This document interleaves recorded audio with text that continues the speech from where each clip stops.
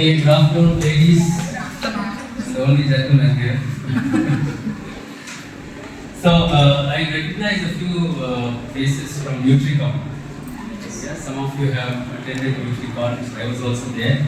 So, a warm welcome to all of you to National Nutrition Month program today that we are organizing here at Sagar Chandramma Hospitals. And so, before we start, I will just introduce our hospital to all of you. So, Sagar Chandramma Hospital is a state-of-the-art 24-bedded super specialty setup here in Leaky, Bangalore, offering individual care to women and their needs before, during, and post-pregnancy stage with a complete motherhood experience. We are well known and highly appreciated for high quality care in gynecology, maternity, neonatal, and reproductive medicine, and host of other allied services that cater to the needs of the corporate and local community. So that is about us, Sagar Chandramma Hospital, and once again I welcome all of you to this session. So we'll move on to the session, ma'am, with your permission. Yeah. So we will start with Dr. Akshata's presentation. Yes. So I'd like to introduce Dr. Akshata to all of you. Dr. Akshata N holds a PhD and Masters with gold medals from the University of Mysore, showcasing her academic excellence.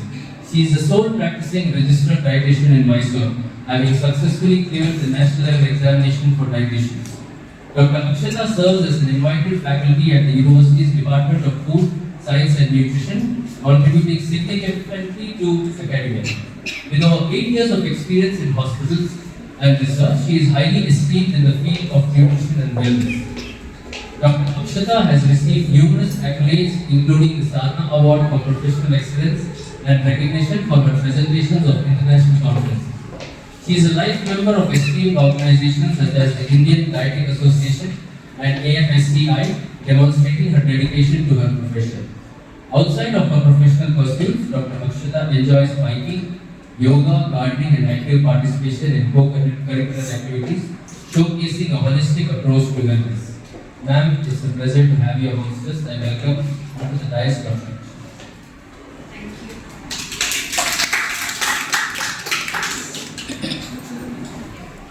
Good afternoon, everyone. I think I am audible enough. Yes.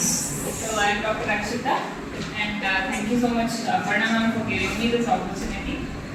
And today I am here to present a case study where an integrative setup was placed, and then we have tried to give multiple therapies to a single person who was known case of diabetes and recently diagnosed, and he also had non-alcoholic fatty liver disease. So the content goes like this with the introduction and all. So majorly I want to tell you on what are the major alternative therapies that we have other than allopathy. We have naturopathy, we have homeopathy, we have Unani and Ayurveda. And here we have tried to integrate with naturopathy doctors. They are called as integrative therapy physicians. And naturopathy is based on 5 elements of nature, where it looks into earth, fire, air, space and water.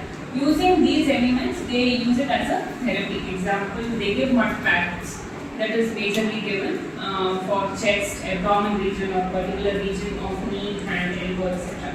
or even throat. And they have steam bath or using water in various temperatures. They give water treatment. So fire element they give as an acupuncture. So they have fine needles that pass through their certain meridian points that helps in proper circulation of blood. Similarly, we used yoga, therapeutic yoga asanas to help diabetes and also the liver disease. And stress management, majorly we have a lot of studies regarding cyclic meditation used for diabetes and stress management and deep relaxation techniques. And then we have therapeutic massages, which is majorly to improve the blood circulation and to activate the lymphatic system drainage so that there is proper stress and oxidative stress that is going off of the body. And nutraceuticals and herbs, again with scientific evidence. So just so that we are an integrative system, or we work in an integrative system with evidence-based practices. So there are a lot of research on how stress management can improve the diabetes control of blood sugar levels, and that is what we have done, managing the stress in a right way with breathing techniques and so. So ideally, when I'm talking about the case, he had a lot of breathing issues. That is because of stress, and he was not knowing that was a stress, and he was breathing very rapidly.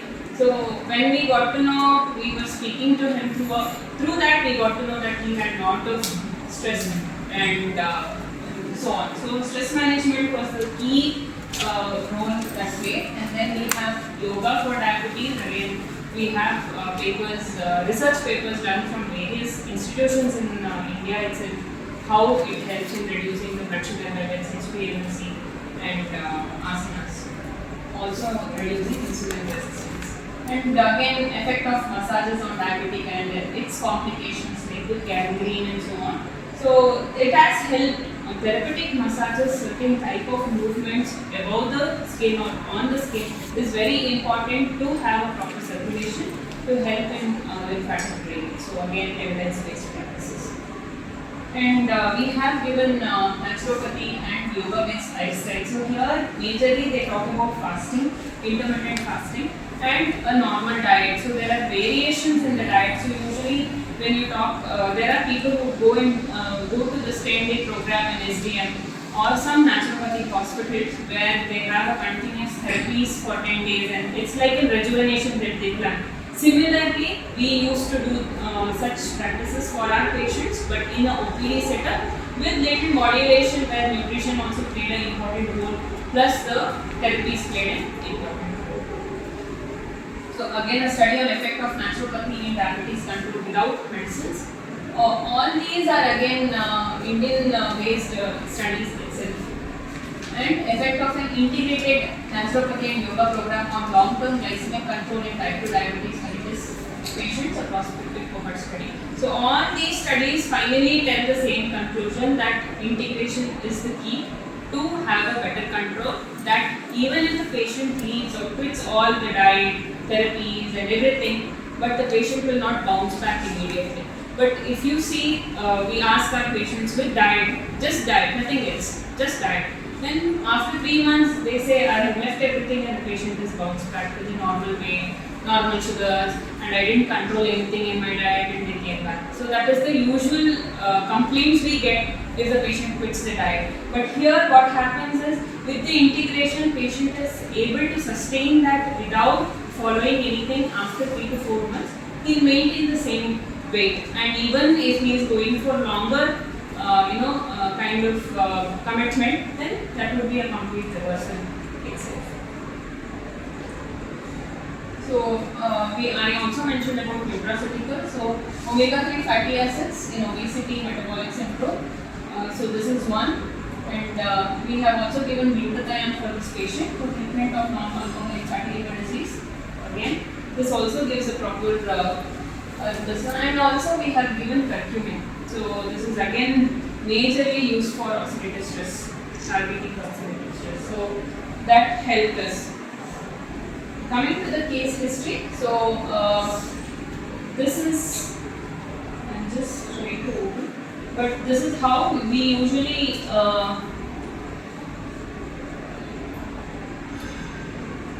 so usually we take a case history, like how it happens. So I am from a setup where we have only built a setup and had a protocol on its own. So I am not associated with any hospital as such, but I work with integrated therapy medicine physicians. So if this doesn't open, that's still okay. I'll show it later on. Yeah. So this is a male patient, 32 years. He's still single, not a known case of diabetes, hypertension, hypothyroidism, and he is into marketing and sales. So that is where the stress comes from. So they have a deadline and amount to match every month end. Complaints, majorly he had was shoulder pain, sudden onset, and he went for ECG checkup, and that's when doctor said you have tachycardia, and that is because of the rapid breathing that he was doing. Plus, he had neck discoloration, so that is where we had major symptoms, clinical symptom that he just noted with, and he came for just not just for him, actually he came for his mother, and that's when we observed that discoloration.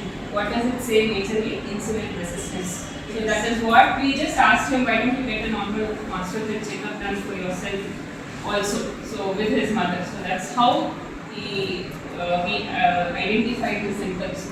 And he came to us after the blood reports, and the reports were very scary. And what did we check for? ABCD, E and S. Can you tell me what is E? What is E? ABCD, anthropometry, biochemical parameters, clinical scientific symptoms, diet, exercise, and stress.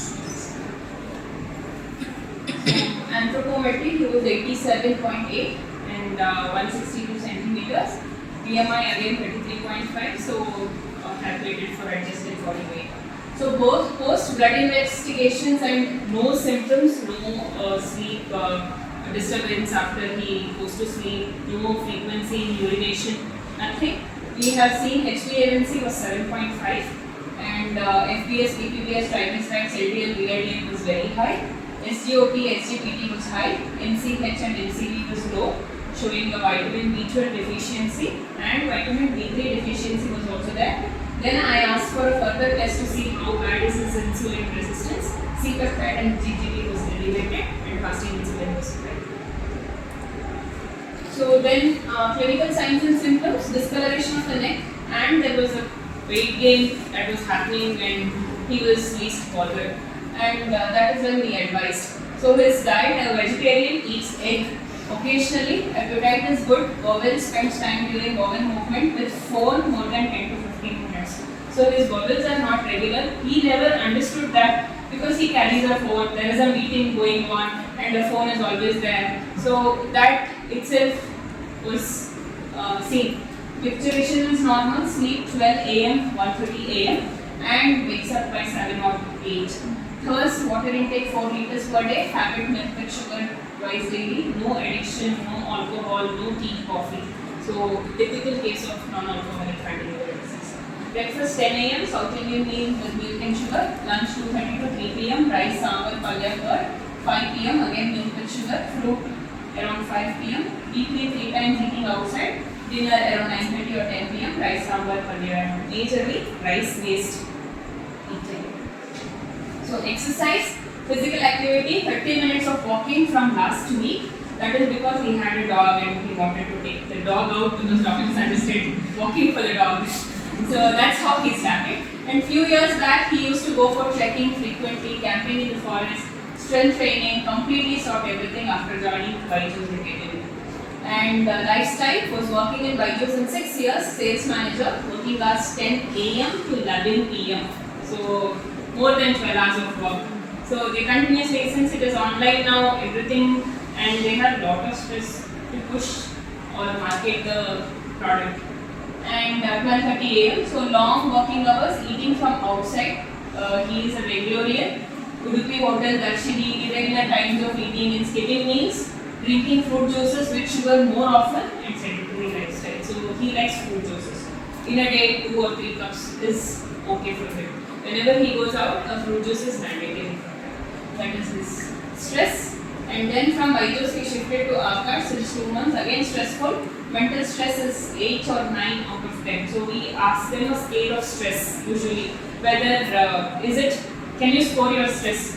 Average stress 1 to 10. 10 being highest. So ideally he is in denial that it's not a stress for me. I log in at 10. And then I'm out at 11 pm. There is stress continuously. He is talking to somebody. Even when he was on consultation, calls were coming.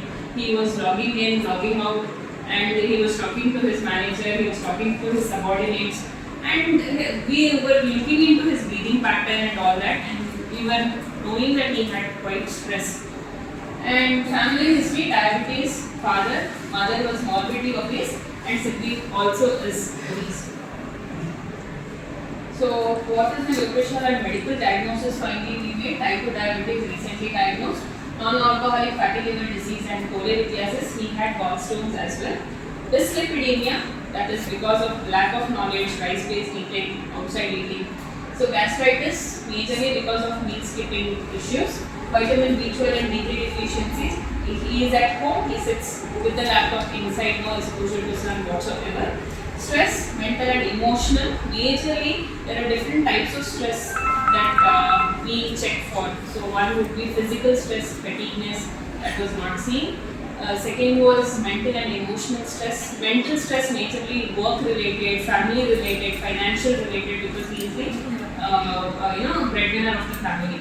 Emotional stress because there was certain breakups or marriage pressure or people asking so that itself was there along with the job changing stress and all that. There is other kind of stress that we also check for, social and spiritual. Social stress majorly like body shaming or somebody talking ill about the person and person feeling inferior. Such kind of stress usually seen amongst depression cases or adolescents. Spiritual stress usually seen post 60.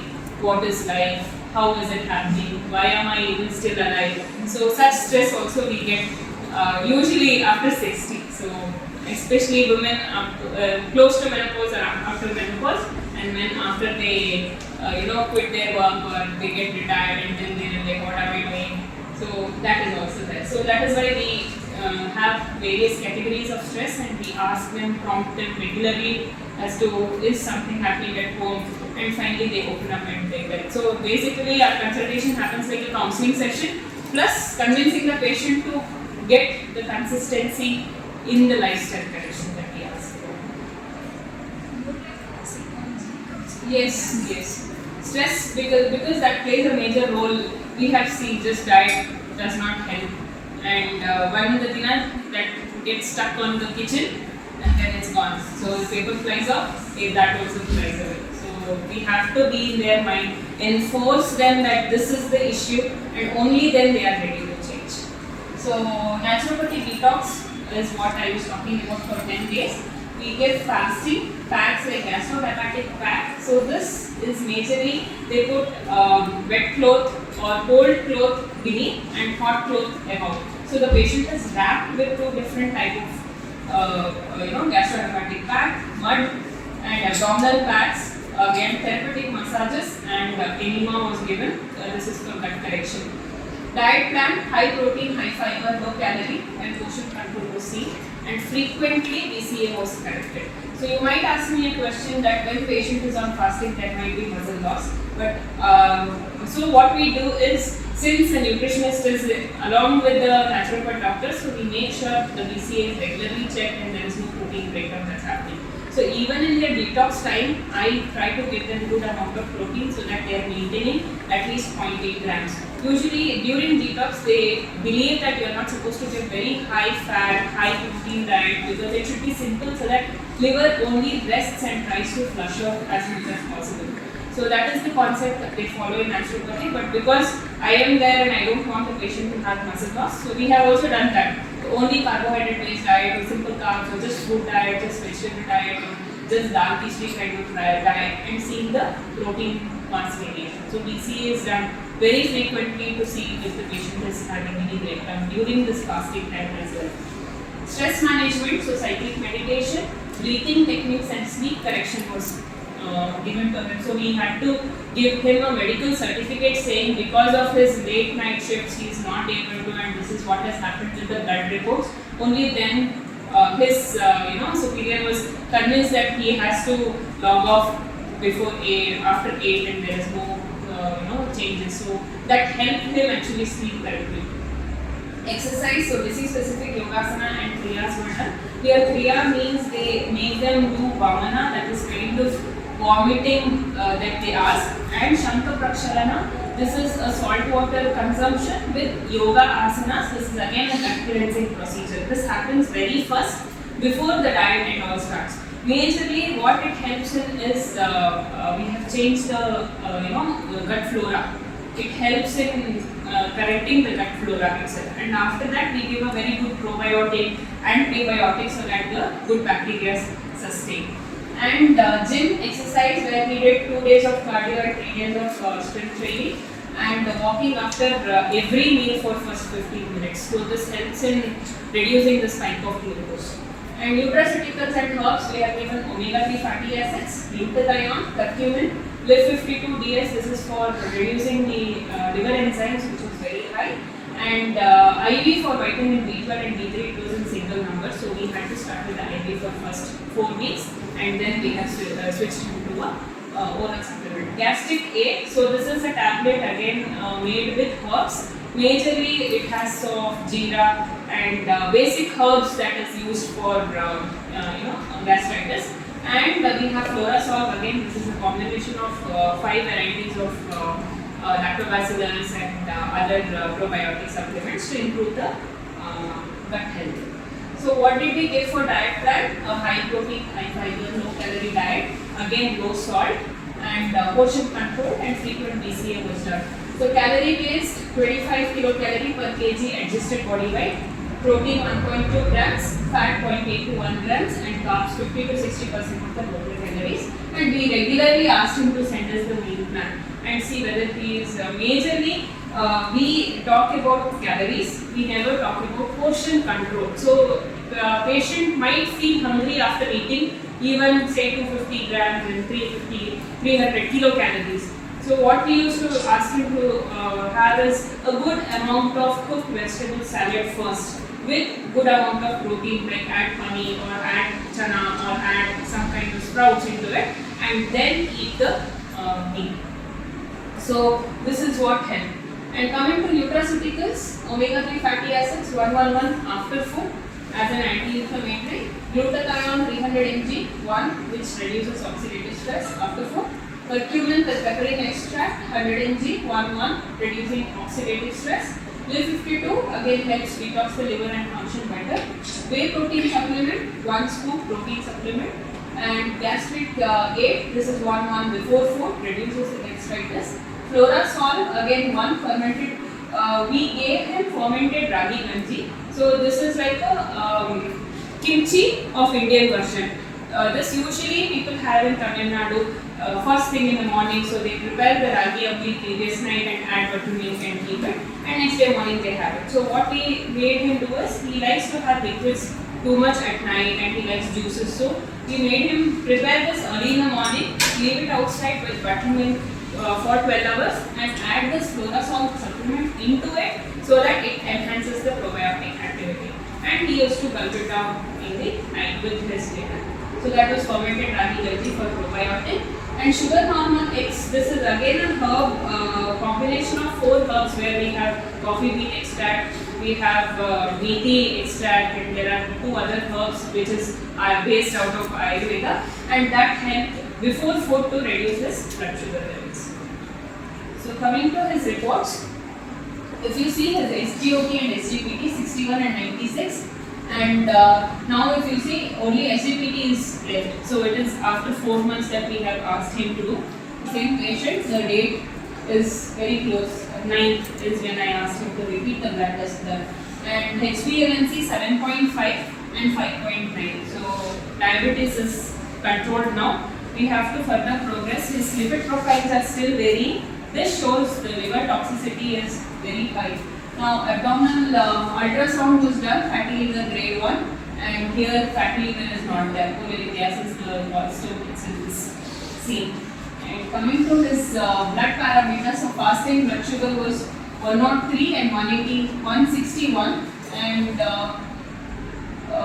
fasting blood sugar 85 and 106. So we had urine sugar as well, which was traced, and even urine albumin leak was seen because of the sugars itself. And lipid profile, there is no much changes, hardly around 4 to 5 percentage. It has reduced. That says that his liver needs more continuous effect and continuous diet. So abdominal scanning was completely reversed, diabetes was reversed, and his weight correction has happened. So you can see the body composition as well. So this was when he came, and that is how he is right now. And weight 87, 75.6. We have checked body fat 32.8 to 26. Visceral fat I have missed out. It was initially 18, that has come down to 13. And subcutaneous fat 23.6 and 19.2. And if you see the skeletal muscle mass here, 27.5 to skeletal mass 30.1. So there is continuous progress in improving the muscle mass and reducing the fat. And our machine shows body age as well. So he was 55. I told you were equal to your dad at home. So that's when this triggered him to start. Otherwise, he wouldn't have probably. So now the body age is 47. So I told you are already aged. You need not, might as well not marry because you are aged. So that's when that triggered. Yeah, so what is the further plan of action? The patient is continuing with us to focus more on lipid profile correction. Strength training increases intensity and frequency, majorly for muscle building. This is the key why even after patient quitting everything, he will be able to manage because muscles take up the glucose currently. There is no spikes that is happening. To continue diet with high fiber and protein, calorie restricted diet to be continued. And corrected so far is diabetes, NAFLD, vitamin B12 and D3, and sleep and stress and weight loss. We further require another 5 kgs to lose. So his adjusted body weight is 70. Once he comes there will be majorly, again I don't want him to come down to IBW because we are not only focusing on his weight but muscle improvement. So that is why we usually target ABW and see that his muscle is seen. So these are the references.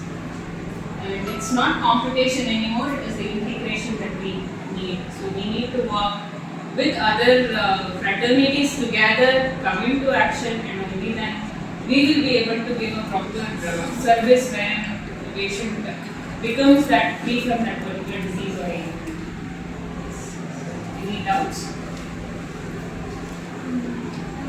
Yes. Milk thistle, yes, we can. We didn't want to actually, we have articles about that as well. Maybe in the later stages we will start advising him. Yes. So sugar normal, we have stopped after 1 month itself. Initially we also asked him to do FBS and PPBS after 1 month of the diet. When it was well within the range, we asked him to stop sugar normal eggs. And slowly we are stopping. Right now he is only on omega-3 tablets and curcumin and glutathione. So those are the 3 medicines right now he is taking. So slowly we will reduce those as well and taper it down. So glutathione for how many days and how many doses? 300 mg is required to show the oxidative stress, effect on oxidative stress. So we usually give it for 3 months and then ask him to stop. So if there is further stress or there is again environment that is happening, then we have to continue. Now since his lipid profile is still not okay, we have asked him to continue for another 3 months and then we will stop.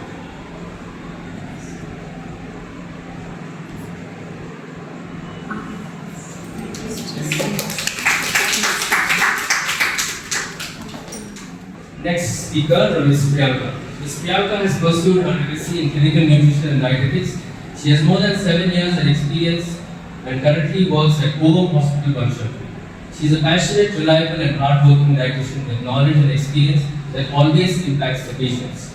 She is skilled at managing relations with clients and keeping up with their track to make adjustments when needed. She is also currently focusing on survey and observational study on PCOD, PCOS, GDM thyroid, which are lifestyle disorders. Ma'am, it's an honor to have you amongst us this afternoon. I welcome onto the dais Ms. Priyanka. Can we give a round of applause?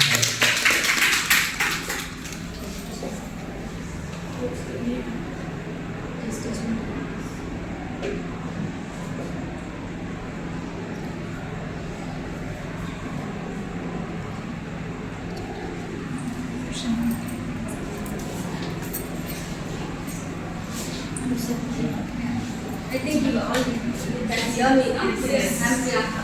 Okay. Hello everyone, all these dietitians. Okay. Today I am going to talk about gestational diabetes. Let us start what is diabetes? Diabetes is a chronic disease where your blood sugar levels increases. Okay, in the blood. We also call blood. That insulin also it is related. Okay, how it works? This is your food. A general thing I am going to tell how it works. Simple way. When you eat a food, your food is converted into glucose. Whatever you eat, it is converted into glucose. Your glucose should go into your blood cells. And what is the main thing you needed? It is your insulin. Insulin is the key to your blood cell. If your insulin is very good in the body, your glucose will be there. Otherwise, you don't see any sugar spikes. This is how it works normally. And there are different types of diabetes, type 1, type 2 and your gestational diabetes. I am mainly concentrating on gestational diabetes because I work in a Ovum maternity hospital.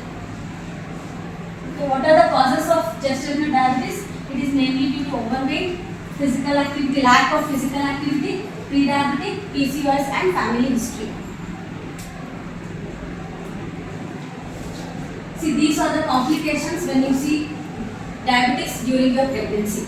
They might have extreme tiredness, increased thirst, irritability, blurred vision, vomiting and extreme hunger.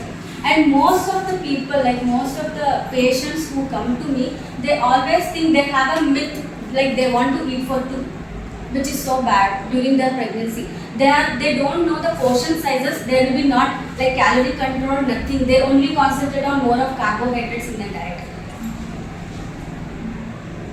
And risk factors also: age above 25 years, history of diabetes, overweight, sedentary lifestyle and PCOS.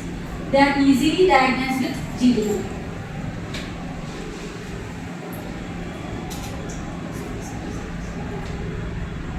This is how they diagnose when they come. Like in their first consultation, pregnant women, they are given 75 grams of oral glucose. After 2 hours of blood sugar value, if it comes positive, more than 140, they can manage a diabetic GDM guidelines, per guidelines. And if they are negative, they tell to repeat when they are in 24 to 28 liters. Okay. After repeating, if they are diagnosed with positive, like more than 140 mg per dl, manage with the GDM guidelines through nutrition only. If they are negative, manage with the ANC. Okay, this is what the 24-hour recall I took with the patient who are eating, whose diet was like this. Her calorie intake was very low and she was mainly concentrating on more of carbohydrates in her diet. This is the case study. Okay, I had 26-year-old primary gravida woman. Her name was Sushma and she was 25 weeks of gestation. There was no prior history of diabetes, no family history of type 2 diabetes. Her body mass was 28 kg per meter square. No symptoms of diabetes were there. But she had investigation with fasting blood glucose level 22. Her 2 hours post was 146. So she was diagnosed with TB. Diagnosis was her dietary. I made a dietary modification like how to incorporate protein and fiber in her diet. And like there was no physical activity regarding her diet. She was not walking also. She was not doing any physical activity. So I told her to go for a regular walking and exercises. And the outcome was like she delivered at 40 weeks and the baby weight was 2.9 kgs. It was only through diet, no medicines for delivery. And one more patient with 29-year-old, even she was diagnosed with diabetes, but there was a family history of type 2 diabetes. But with the diet only, she could reverse the diabetes during the pregnancy. And she delivered at 40 weeks only and baby weight was 3.2 kg. Only with diet, there was no medications for her.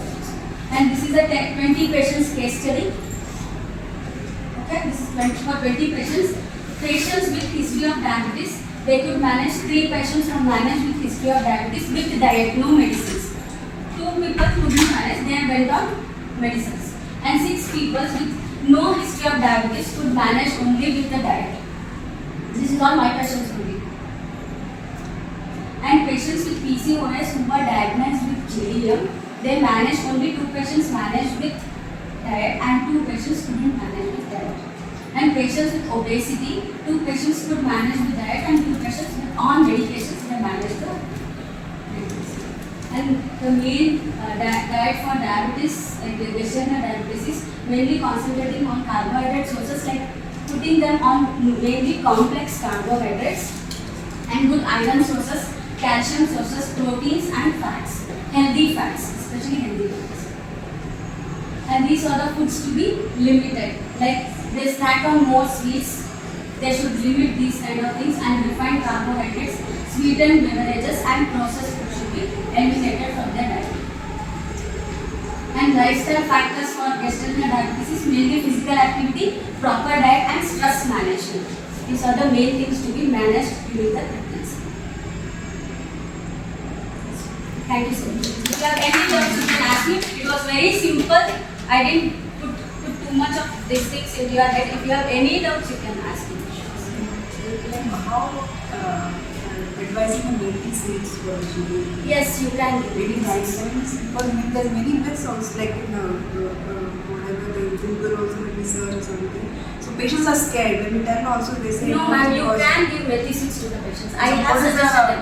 Either if they take 1 teaspoon in water, or they can add it to your chapati or dosas, anything, or to the tadkas. They can add and they can give medicines. 1 teaspoon is 1 enough. teaspoon is enough, because they will have too much of mix, too much of many things. They don't want to addition anything. Whatever we tell, they don't listen. They don't listen. But you can give. My patients, everyone, whatever I have suggested, they have taken. Maybe I was notice all these pregnant women and lactating, they don't listen to us most of the time. Lactation, ma'am, mainly lactation. They don't want whatever we tell It them. is always grandmother's diet. Yes. So that's why interference is too much. So it is always advised. I mean, at least I do that somebody has to be there. Especially if the mother is there, then I also fight with the pregnant as well. Mothers and in-laws, mother-in-laws, both are linked because of this. They don't want to take our advice. What we say, they are not convinced. Whatever they say, we have to be convinced. Curd, they are not allowed. They completely avoid it. Yeah, curd. They don't want to take their lactation. They don't give fruits. No, ma'am, fruit is not given. What they don't give. 11 days we don't give any fruit. Only on ganji. Only on ganji. Rava ganji or rice ganji. They don't give food. Yeah, they And don't they give. don't They put on weight. But every patient when I go, IP rounds, they first ask, ma'am, please abdomen fat kami madsi. How can I in the first consultation, please in eno bada abdomen fat kami agakashte. This is what they consider. Everyone will ask this. No, it doesn't work like that. And too many myths, and their calorie intake will be only on carbohydrates for lactation mothers. Only they concentrate on anna lasam. That is what they concentrate. They don't give protein. Gas issues are there. Baby gas are there. Too much of myths they follow. They are in that world. So I always, whenever I come, whenever I tell, please don't follow Ajikates. This is what I tell every patient. Very nice presentation. Very simple. This was but very nice. Thank you. I was thinking like when I had like this thing, so my mother-in-law used to say. So that was 16, 17 years back. So I think still it is going on. You actually have to, talk about I this. fought for this because I wanted to eat chola and all. I had everything after 2-3 days. It was Do you see any changes with yeah, having so lot of ghee. Ghee is also little but full of halwa and all the things like not Everything eatable. we So I have. fought for that. So now I am telling you that time and now and the next generation don't know what's going to happen. Maybe it's too much of myths, too much of If you They don't do like the what- same thing for your kids, no, then it will change. Then they will also try and We have suffered, so at least for the next generation should not be happen like this. Yes, definitely. And they don't like fruits, papaya, no, they don't want The to citrus eat. fruits they don't. Citrus fruits, no, shita. No, what I say, it is the best thing. Amla, what you can do is just rasamal haki, dry ಮಾಡಿ, dehydrate ಮಾಡಿ, ಎಲ್ಲದರಲ್ಲೂ ಹಾಕೊಂತೀನಿ. I think that they are actually accepting rather than all these inside. No, ma'am, they accept us to go and cook. True, ma'am. Most of them have asked, share the recipes. It is not simple, even they know better than us. They are new recipes, they know better than us, but they want recipes. They want a dietitian consultation just for a fraction. They want a chart just for a fraction, but they are not going to follow all those things. I've seen too many of them, PCOS, especially PCOS patient, they'll like for the first consultation they'll be so enthusiastic, yes we will lose weight, yes we will share the diet chart. But when I ask them, please share, ma'am, I have some blood, I have some blood, tomorrow I'll really follow. They'll never follow these kind of things. They're against us. I don't know why. And I share even the recipes. I share them how to eat also the bits. How the portion sizes should be. This is what I tell them, but they are very against. There's a lot of restriction on water intake. Yes, water. For lactation mothers, Ishta water, only 1 glass. How will you expect her to give milk? And she'll end up having constipation issues. Yes. Constipation issues, don't know. Food, it is up because of food. And then they say that she is not producing enough breast milk. Yes, ma'am. When there is so much of water, then only she will be able to produce The coffee. Morning coffee. morning coffee, yeah. Coffee I is tell great. everyone, ma'am, yeah, coffee good. I tell it is not recommended. I am against coffee and tea, ma'am. I don't take. Why? Especially because it doesn't help for iron absorption. I always tell it leaches out the calcium and magnesium from the body, and it especially increases the cortisol hormone in females, especially us, which is not recommended, that too early in the morning. But most of them, they love coffee. I'm not against that. If they love coffee, I tell them, have your breakfast after 15 minutes or 45 minutes, please consume in moderation. I tell moderation. That is bad for It's not coffee, man. It is actually the milk they want in the coffee. Yes. Drink black coffee, I say it's good for That is you. good antioxidant. Milk coffee. Milk coffee, they want milk coffee. And one more thing I want to tell you all are dietitians, you are more experienced than me. Like milk, I don't suggest anyone. Milk is for the calf. Yes. To grow like this, big, fat, nicely.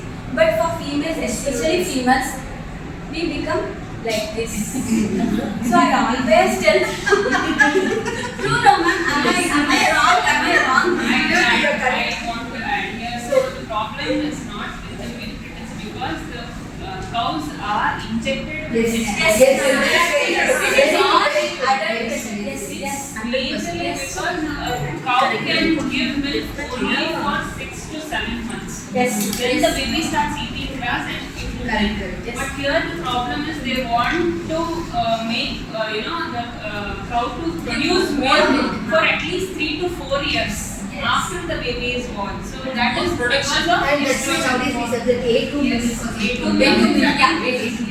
Now that is equally yes with even eggs.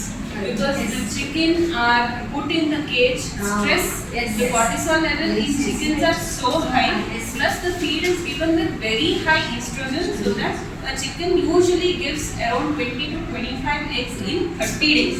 But now a chicken is made to give 2 eggs per day. So that itself is directly causing PCOS, adolescent, young age group having menarche very soon, and processed foods. So this is basically not the milk, but the issue with the But mainly we talk about milk because patient will not somebody know all who the has things. issues with the gut, we usually stop milk. But as such, if they like to have it, it's okay. But again, A2 milk is something, especially in cities like Bangalore, you can't go ask for a cow to milk.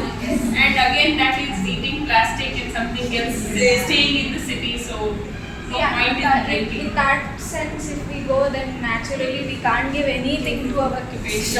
We don't know where they are growing, what exactly increasing like that. You have to observe what it is. That yellow, you're not getting the complete color. I don't know how many of you have noticed. Yellow.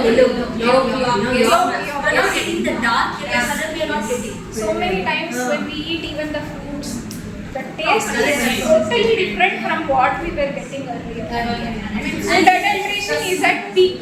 Stress, too much of stress. For most of the pregnant women, there will be too much stress. First pregnancy, too much anxiety. So because of that also it happens. And too much Lack of physical activity. That is true. That is more of boy or girl. Yes. Mainly most But of them first tell you they want boy. Maybe they want boys. Gender, too much of gender prediction. Yeah, too much. Because of that only they are stressed. Today also I got a patient, she's 37 weeks and she's here. And she's eating all pizza, ice cream at 11 o'clock p.m. Yes. And she's diagnosed with it. Why ma'am, I'm eating a nice healthy diet. This is what you are doing. Chocolates, pizza, ice cream at 11 p.m. She has that cravings to eat. And non-veg. Yes. This is what happens with all the pregnancy. So please If you have any doubts, you can ask me. Feel free to ask. Okay. Thank you so much.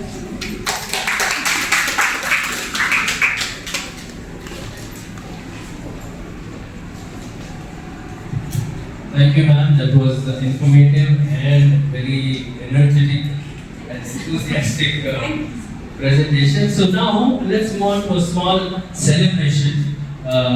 This is organized by Aparna ma'am, and we're going to cut a cake to celebrate Nutrition Month. So, ma'am, can you do the honors? So I want all of you to please come and join us for cake.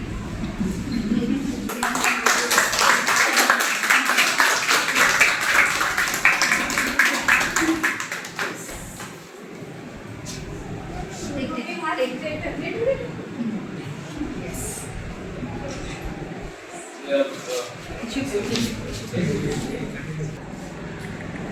Okay, so our next presentation is by Ms. Mayuri Aavula. Ms. Mayuri Aavula, would you like to introduce her? Or should I- Yeah? Awesome. So Ms. Mayuri Aavula has a total of 13 years of experience. She has completed a post-graduation in nutrition and dietetics from Osmania University. Currently, she is a certified sports nutritionist from Sports Authority of India.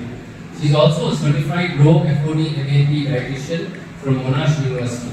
She is a certified pediatric nutritionist from PSG Hospitals, Coimbatore. She was featured in numerous nutrition awareness campaigns of several print media of Telangana. Also featured in All India Radio and other television channels, including Doordarshan, as a health domain expert. She has provided diet care services to several notable film and TV personalities. She has also conducted wellness programs for corporate clients like Infosys, CNN, and D-Shop. So I think you'll be sharing a presentation. Yeah, so she is actually from Canada. So she'll be presenting online. Good afternoon, everyone. I am Mayuri. I once again welcome you all for today's clinical case study presentation session. The case study which I'm going to talk today is about leaky gut. So let's get into the session. Once again.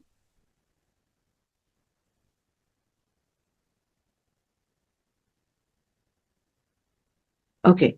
The demographic details of the client is it's a female client, age 28, and she's a homemaker now currently.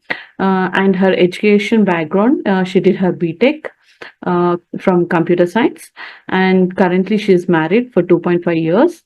And currently she's staying US, but she's a native of Karnataka.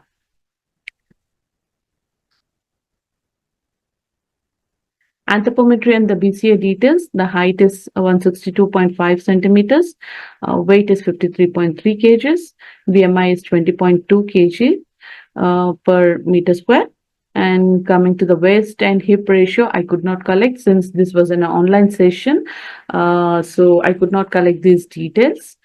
Now let's getting into the next. The complaints which she came to me was about it's like mild stomach pain that she was experiencing from almost like past 4 to 6 months, with a bloatedness, and she passes stool only once in a day, but that stool is little watery. What she mentions is like a watery loose liquid stools, just like the diarrhea. And this has been there from past 4 to 6 months. And coming to her diagnosis, the physicians mentions it as IBS, and or her friend who is a doctor mentions it as a leaky gut. Let's see what it is exactly in coming slides. So yeah, the case summary is mild stomach pain from 6 months, bloating and heaviness when consumed certain foods like onion, green peas, or chana dals. Typically, the dals and pulses, she was experiencing the bloatedness, and she started avoiding those foods again. And every now and then she has, like, whenever she tries to consume foods like dal or anything like moong dal or something like that, she was experiencing gas and farting. And because of this, again, she was experiencing mild lethargy. These were all her symptoms, and her menstrual cycles were very regular. And the lethargy is like, as the day ends, she's feeling a little lethargic, but otherwise she's able to do all her activities with a good active energy levels. But at the end of the day, in the evening times, is something, she used to experience the lethargy. So a serum study was done. Again, her blood parameters, the blood report shows low hemoglobin and low on folate, and of course she was low on vitamin B12, vitamin D3, and she was also low on calcium. Okay. So, and as I said before, the physician was suspecting it could be a IBS, symptoms of IBS, she was mentioning. And her doctor, as she's a doctor friend, she has friends. So they said it could be a leaky gut. And so she came with these complaints to me, and her 24 dietary recall, when I have taken, is something like this. She wakes up around 9 a.m. because her bedtime is late, so she sleeps late.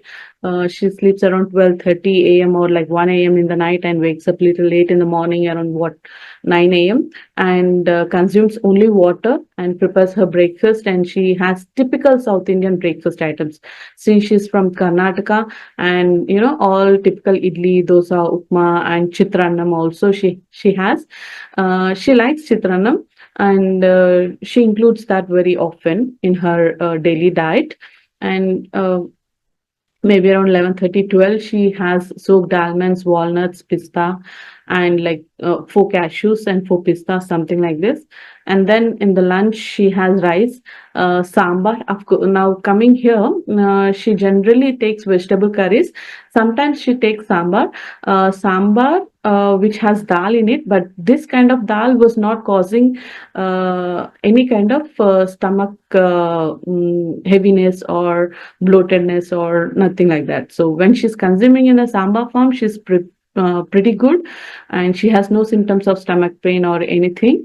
And in the evening, sometimes she consumes fruits, and fruits, something like berries kind of things. And otherwise, it's not so regular. It's little irregular. And dinner, mostly, majority of the days, she used to consume puffed rice. Puffed rice, either it is like put a little tadka, adding little tadka to that, and she used to consume, or just like that, adding salt and pepper and few vegetables to that, and she used to consume, avoiding onions, of course, such kind of things. And dosa, now and then, being a South Indian, she likes to have like dosa and all, chapati and curry. But majority of the days, during my session, what I found was like majority of the days she used to consume puffed rice. Then coming to her physical activity, she does Zumba weekly 4 to 5 times, like about 30 to 45 minutes in a day. And Zumba, again, she does on her own. Looking at the videos in the YouTube general. And since she has no kids, and it's just she and her husband, so usually they take walks in the evening times when her husband is free from the office work. They just go for a walk for about 15 minutes to 20 minutes. And or if they were not able to take a walk around that time, then they go for a walking after the dinner. So after the dinner, just 15 minutes to 20 minutes is something that they used to do walking. And coming to the qualitative analysis, when I have seen, apart from the type of food, what I found is, she was carrying a kind of a stress of, few things. The first and foremost, of course, she's staying in US, so she's staying away from the family. So she has that feeling of missing the family. And after this, starting like from 4 to 5, 5 to 6 months, when she started noticing these symptoms of stomach pain and bloatedness and all these symptoms of leaky gut or IBS, what she was thinking. Okay, she stopped taking milk and milk products completely. So she stopped completely, considering that this could reduce her gassy feeling which she was experiencing every now and then. So, and also whenever she has fruits like muskmelon, watermelon kind of fruits, also she was experiencing stomach pain, and which usually where and oranges. So these are the few fruits which she observed on her own, and she started eliminating them from her diet. And what she loves to eat was is it's like more of chocolates. Chocolates were her she used. Even from her childhood also, she enjoys chocolates a lot. And but now after these symptoms have flare up, whenever she used to have a chocolate, even for a small piece of chocolate also, she was experiencing this stomach pain. And and because of that she stopped eating the chocolate, but she used to crave for it. When the craving goes beyond, I mean, she used to control on majority of the days, but when the craving goes beyond, and she was unable to control her cravings, then she used to eat the chocolate, and the next day she used to experience the stomach pain, and she used to bear those she knows that she experiences this, but uh, cravings she could not avoid. And so that's how she used to include a small piece of chocolate, maybe once in a month or once in 2 months, like that. But yeah, of course, after eating the chocolate, she used to have that heaviness in the stomach and the pain in stomach, and so she used to experience all her symptoms. Now coming back to eating outside, so since she's staying in US, so automatically it's again the outside eating food has reduced completely compared to what she used to eat before in India. When she was in India, she used to almost eat like maybe once in 15 days or so. I'm sorry, once in 15 days or so, she used to eat outside. But now coming back to when she moved to US a year back she moved to US after her marriage, and now she stopped eating. I mean, they usually don't eat outside much. They usually prefer home cooked foods, but if at all they go for outside foods, it's like once in a month or once in 2 months, which is like very less. And yeah, when she eats outside, she loves to eat falafel and naan with biryani. So these kind of foods she used to eat. Sometimes she used to feel okay, but sometimes these foods, the a little bit of spicy foods, or if the biryani is slightly spicy, or if the quantity of naan has increased, I mean, if she increases the usual from whatever she is eating more than that, she was experiencing a lot of stomach pain the next day. So the next day, it's like, it's kind of a hell for her in the morning, the watery stools and the stomach pain, the heaviness. And because of these pains, she used to feel lethargic, and she used to, I mean, just lie down on the bed for long hours.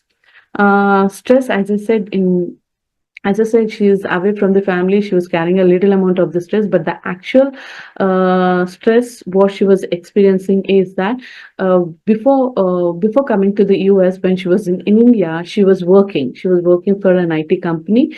She's a working professional totally, and with her husband, I mean, she moved to US on a dependent visa. So as she has a legal issues, or as you all know, dependent visa, she won't be able to work over there, and she has been carrying this stress for quite a long time. Why am I stressing this is, this is something which I have found, is causing this dysbiosis, or the symptoms in her stomach. It sounds simple that she is not working, but at the same time the stress is so much that it started disturbing her gut microbiota completely. And all these symptoms of the stomach pain, or whatever it is, the stomach pain, the liquid stools, or to that matter, the heaviness and everything, she started experiencing only from 4 to 6 months. I mean, let's consider it's just 6 months. It's just 1 year she moved to US. Initial 6 months was okay. She was fine. She was trying to cope up, and she was okay. But the stress of not working professionally is so much that it started hindering the absorption of the nutrients, and the gut microbiota got disturbed, and she was all these symptoms started flaring up. Okay, we'll look into this in further slides. So coming to the medical or surgical histories, no major surgeries until now. I mean, she has a good, healthy health parameters. Everything were good even before marriage or after marriage. She had no any major surgeries done. And after this symptoms flaring up, initially she met a physician, and they suggested her omeprazole for a month. And then she was taking those tablets, and then maybe after for about 2 weeks, the doctor suggested her antibiotics for 2 weeks, asked her to take the tablets for 2 weeks and then stop it and meet the doctor maybe after I mean, after a month or so. I mean, here in US they take the prior appointment, so she got her next appointment scheduled after like 5 weeks. And currently she's just taking only multivitamin tablets and vitamin D tablets as her supplements, since her D3 was low. And so these were the two supplements she was taking. Coming to her family history, her parents and father and mother had shown no major health issues. Everything was good. I mean, even she doesn't have any children, and siblings' health is also really good. So no major health issues from the family. Now coming back to her personal and social lives, hobbies and interests, if we look into that, she doesn't have any great hobbies or anything like that. But she loves to spend her free time talking with friends and families as she's away from them and staying in US. Of course, they would always love to talk to their family and friends. Any kind of substance abuse, definitely no. And any kind of ambitions and disappointments that she's facing, yes, because she is not able to work. She was not able to continue her professional work so she has that disappointment, and she has been carrying this stress. So this expected natural nutritional deficiencies are naturally, since her gut, since there is a dysbiosis in her gut, the serum folate and iron levels were low, serum B12, serum calcium and D3 were low, B vitamins and zinc and copper, proteins, because she is not eating enough of proteins in her diet, so protein deficiencies. So these are all expected natural deficiencies that we can see. So the same thing is being depicted in her blood reports. So her hemoglobin is low, her ferritin is very low as 4.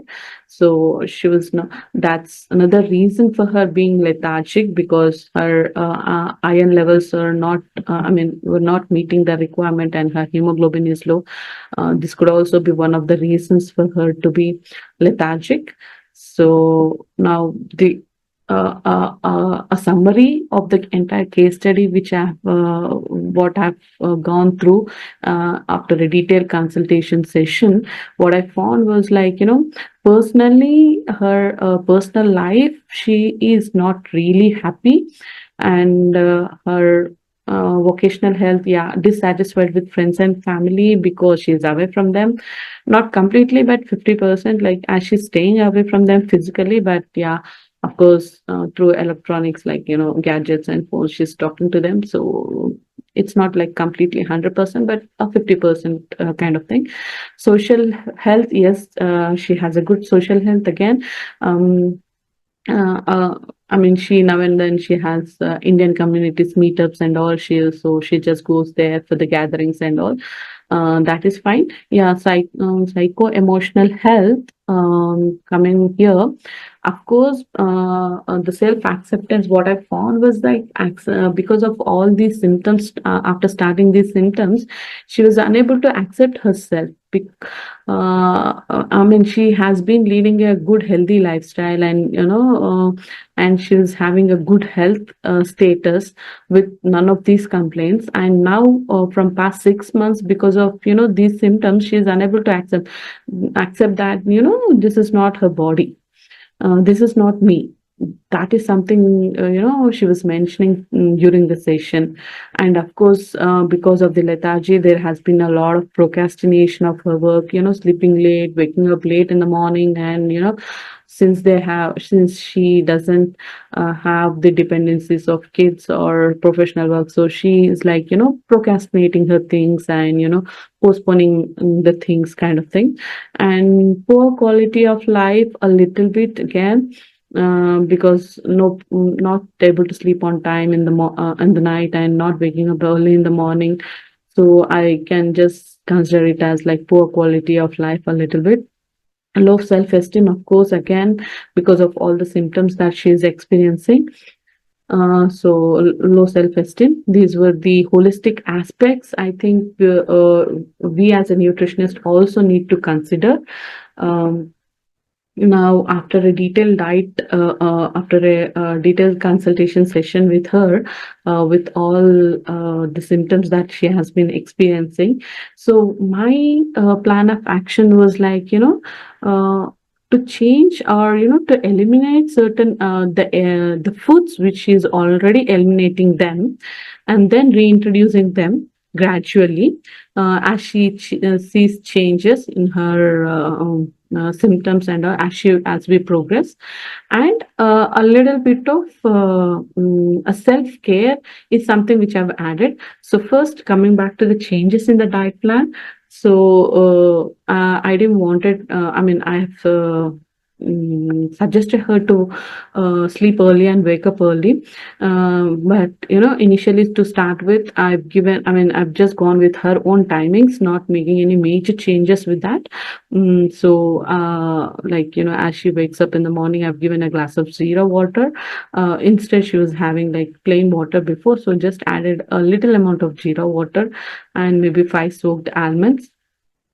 Since she is missing on her protein, so almonds again contribute some amount of protein to her diet.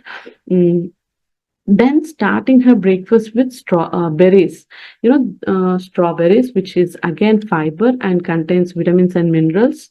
So strawberries and her regular breakfast items, not making any major changes in her breakfast again. But yeah, I suggested her not to include chitranam as any kind of rice items in the breakfast.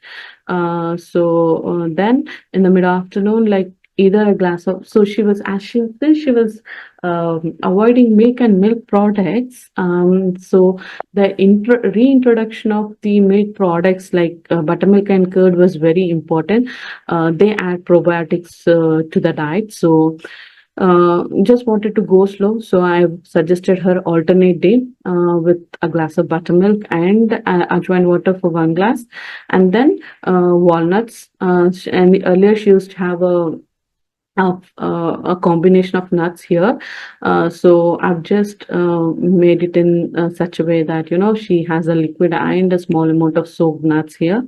And coming back to the lunch, a boiled vegetables, fiber. Again, she was missing on fiber in her diet, so a little bit introduction of boiled vegetables in the form of fiber. Again, never. So asking her to include only the boiled vegetables, and the same dal rice, a little amount of protein based. It can be sambar. What she was taking initially. Just asked her to continue in the same way, and the curry rice, but asking her to include in a equal portion combination, so that she takes slightly more amount of dal compared to what she was taking before. Okay. And then raisin soaked water to meet her iron requirements. Okay. uh, so iron requirements, and raisin soaked water is something which I've suggested. And as she used to eat the nuts, I've distributed them in the entire day with small frequent meals. Again soaked nuts, pista and cashews at 4 p.m. And then in the evening, a fruit with again, I've tried adding soaked sunflower seeds and pumpkin seeds here.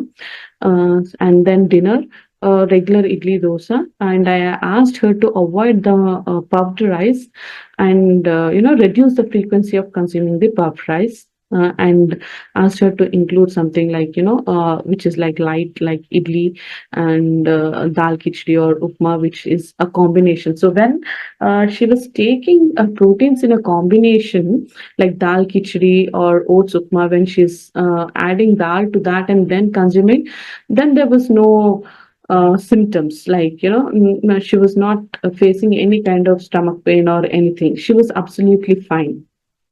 So I encouraged her to have such kind of things in the dinner, and then closing her diet bedtime with a glass of jeera soaked water once again. And also, I suggested her not to sleep. Since she was spending a lot of time on gadgets by and sleeping late in the night, so reinforced her to,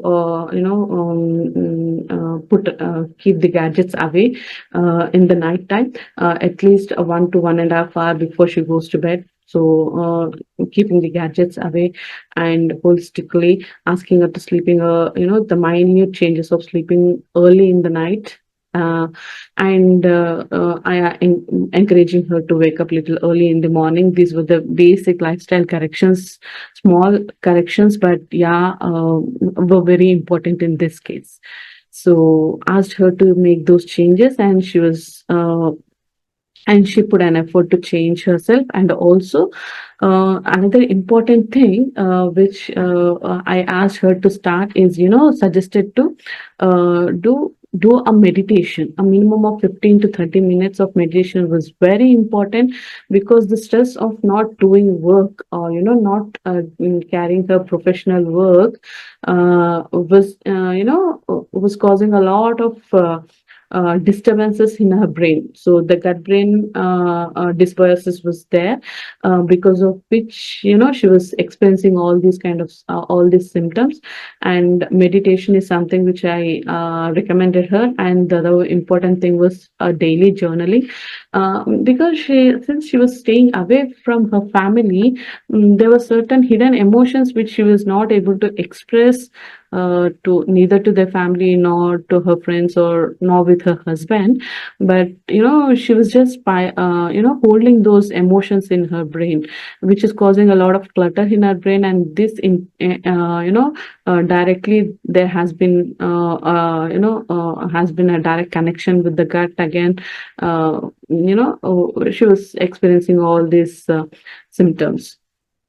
So these were the another important two things which I suggested her to start with. And of course, accepting herself unconditionally was also equally important, because because of all these symptoms, she was not able to accept herself.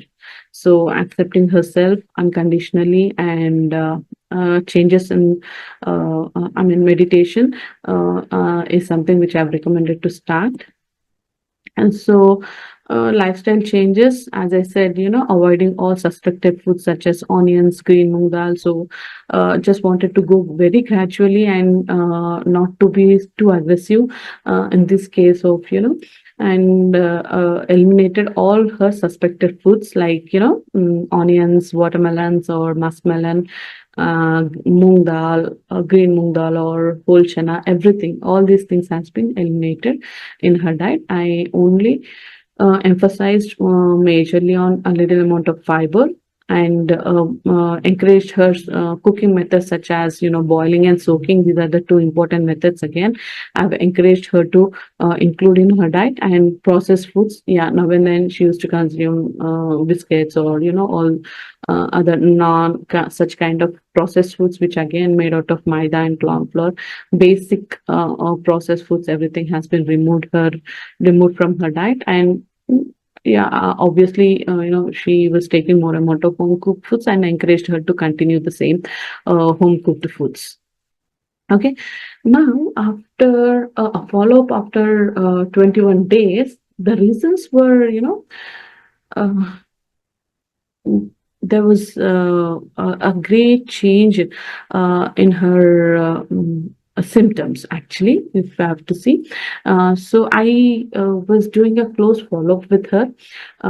Every week I was talking to her, watching her closely, and she also was maintaining her food records and food diary, Excel sheets. I mean, I suggested her. Initially, she was experiencing a little bit of stomach pain now and then, and she could not make she could not make which food was causing it. So then I suggested her to start a food diary, maybe after a week or so. Then she started maintaining the food journal too. Uh, and in this 21 days, her stools got better, which when she was taking antibiotics, the stools were slightly better, but not, the consistency of the stools was better only when she was taking antibiotics. After that, it was like completely again a watery stool and a liquidy stools that she has been experiencing. But now, after the diet changes and the meditation which she has added into her daily routine, the stress management she was working on, these two things have helped her, she was very happy, first of all, and her stools got better. The consistency of the stool was also was getting better, and the stomach pain reduced drastically. The stomach pain has reduced very drastically. Maybe, in the entire 21 days, maybe twice or thrice she has experienced the stomach pain. Otherwise, she was very, there was no stomach pain, and she was like, lighter. She could feel the lightness in her stomach. And yeah, she was able to include buttermilk. And initially, she was very skeptical, and she was very worried, and she was carrying a lot of fears to take the buttermilk, even for the alternate day. But as she started experiencing the changes in her body, and after 2 weeks, from third week, that is like third week, she started having buttermilk daily happily. And this probiotics has definitely helped her to have a proper gut in her stomach. And then she was having a craving. As I said initially, chocolates were, something which were she was craving a lot. Mm. So earlier she used to take, though she knows that she has the stress of stomach pain and all, she used to eat the chocolates. But now, when she was having these cravings of chocolate, I suggested her to include makhana roasted with some amount of dark chocolate. So she tried with that again, and she was very happy. Next day, there was no stomach pain, no watery stools, and she was really happy. And she was enjoying the chocolate makhana, and she was very happy. It was, that is something she has seen.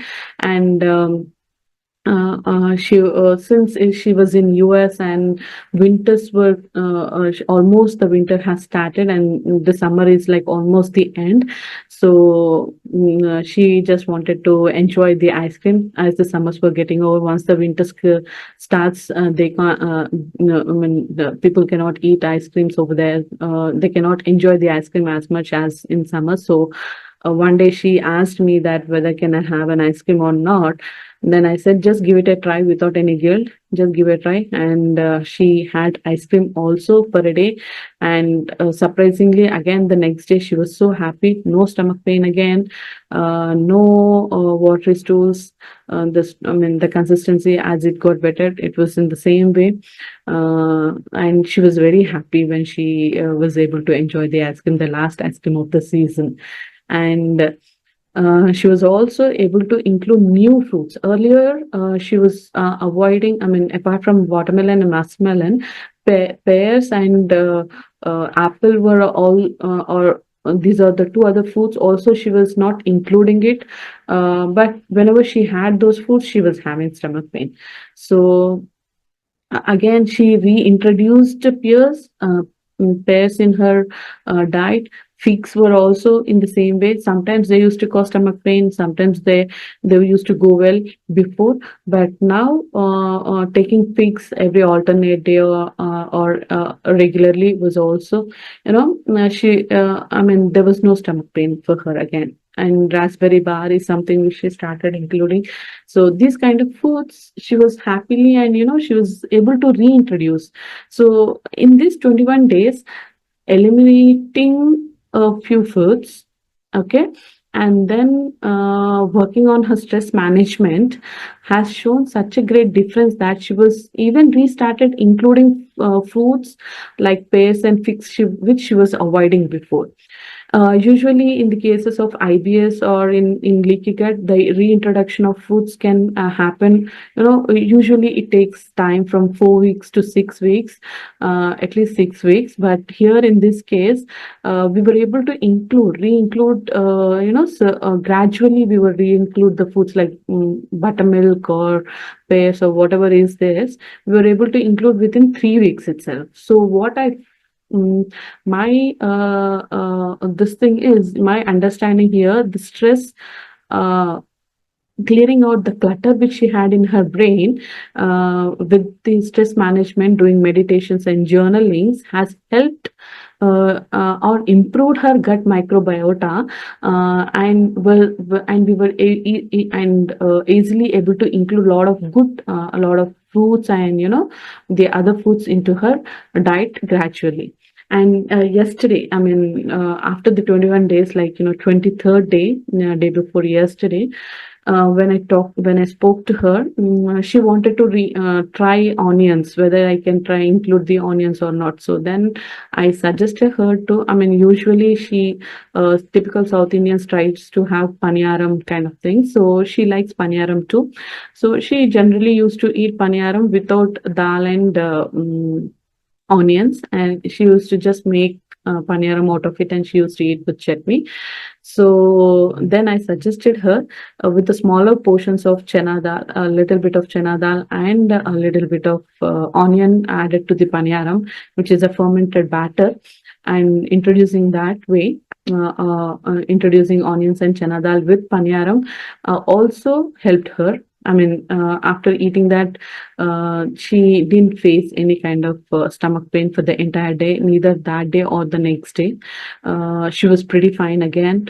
No stomach pain, no heaviness, no gas or no farting or anything, any such symptoms was seen. She was pretty happy. So I'm so happy that, at least I was able to reintroduce onions and little bit of chana dal is something into her diet. And this is how her food diary is. She used to share her photos, the foods, whatever she has been including, and the food diary, the journaling. She used to maintain the food journal. Any new foods that day she has experienced. So she used to mention it as here, any extra or the new foods that she has consumed apart from the diet that we have given. So she was able to include chicky, popcorn, and sweet amla, ice cream, as I said, dark chocolate, so fig bars, all these things she was able to include earlier, which was not the case. Mm, and the reintroduction of onions in fermented food also has helped her. So what I feel is like, here in this case, it was more of gut and brain dysbiosis, which was happening because of the stress that she was carrying, and correcting that, doing a stress management over there has really helped here in our case, I feel. And yeah, to end the session, I thank you all for being here, and thank you, Aparna, for considering me for this case study presentation. I also thank Sagar Chandramma Hospital for giving me this opportunity. Would be awaiting for a lot more such presentations. Thank you all. So we move on to the next session. Before we move on to our last session, I'd like to invite Ms. Tanya and Mrs. Sashi just to come and say a few words, who have sponsored our lunch today. Mr. Sashi is here from Baju Foods. Hi. Hi. I'm not taking too much of time. I just represented the Baju Foods facility. And about me, I'm doing my clinical nutrition and dietetics masters from Calcutta University. And after different work, I came in Bangalore and joined this company. Joining in this company is the main motto for me. I like their product. Why? Because the main motto of this company is to reduction of the carbohydrate from 50 to 80% of all Indians. We all are Indians. We all are taking staple food. We can't say that don't take this atta, these chapatis, puri, paratha, even North Indian, even South Indian. We all have the rice eater, yeah, chapati eater. So what is happening after taking this glycemic index to be higher? The main function of our company, they started to mix up some certain things which help to increase the fiber content, at the same time the protein content and the lower glycemic index.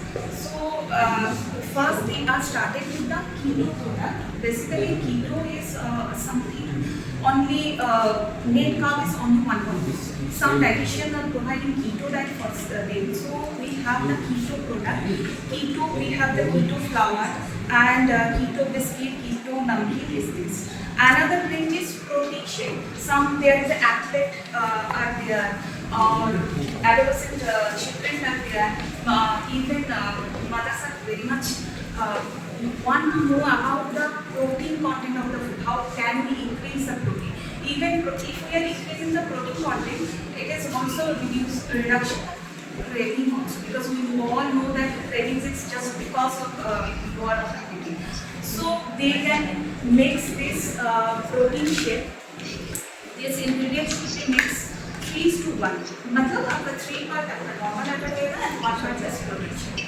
And now I came to the Smart product. Why Smart product is important? Because you can provide them all of them, because it is lower in fat, at the same time higher in fiber and higher in protein.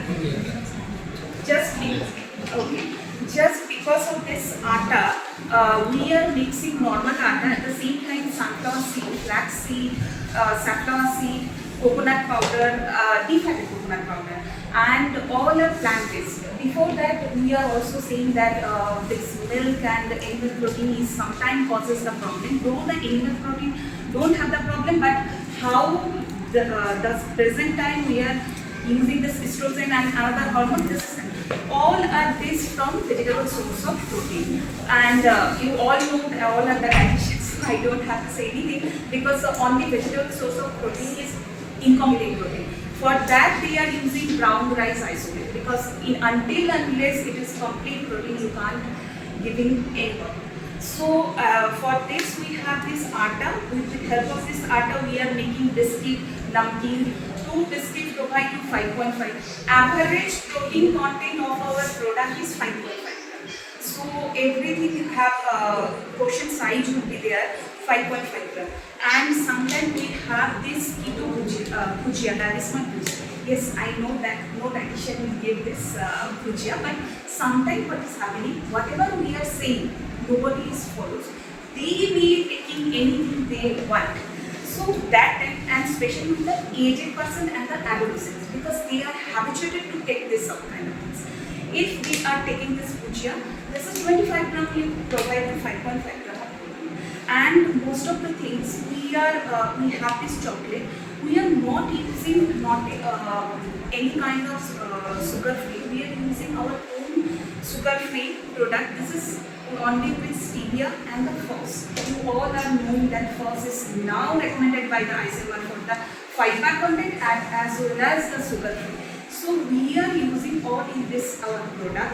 And I like our one product, because before that we all know that detoxification is very much important for the diet. We have the diet kya juice. What is it? Is a Kerala, jamun, different type of Ayurvedic product through reduction of the blood sugar as well as liver detoxification we are using. And most of the things, all our products are mixed with the methi powder, because we all know that methi is mucilaginous fiber is there, so good for diabetes as well as the cardiac patient if there is a heart health also. And one must go on product is our kombucha. Yes, we all Indians have our normal probiotics drink, that is buttermilk. We all are using. But in Japanese, they are using this kombucha.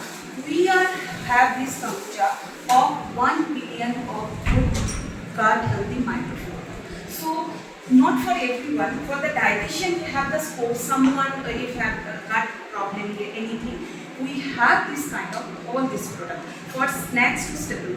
Main function of this staple, why we are interested in staple, because we can't stop taking the staple. So we are first making this atta, and after that this kind of things, and the bread also. Our all products in Amazon, at the same time in Leaky, and everywhere you are getting. And we have 51 cloud kitchen all over India. Some dietitians are also providing some diet. So there will be meal subscription. Sometimes they are asking, I can't make this food. So there is a meal subscription option in our website also. They can go for this. If they are interested in keto diet, there is a keto subscription. If you are taking protein, there is a protein, and at the same time dietitian. These all things, all are good things, because this nothing contain any maida, any sugar, anything. Only contraindication. As a dietitian, I should say, please don't give any kind of kidney patient, because it all contains seeds. This is high in protein, at the same time high in sodium and potassium, because there is a lot of restriction. Otherwise, in every case for lower the weight, PCOS, diabetes, hypertension, even in triglyceride reduction, everything is benefits. This Adding to that, where we are moderation.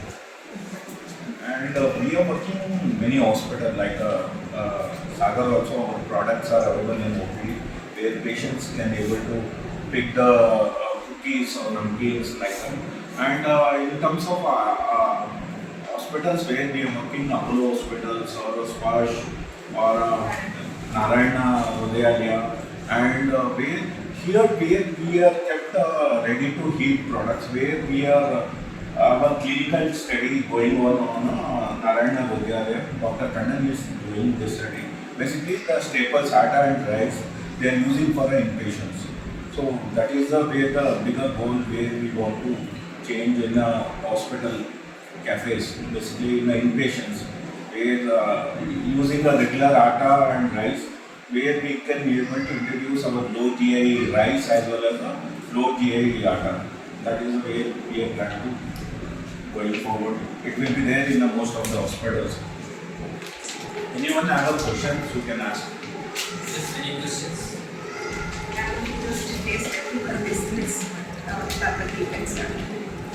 These are the website where you can able to see more products. We have around 60 products in our SKU.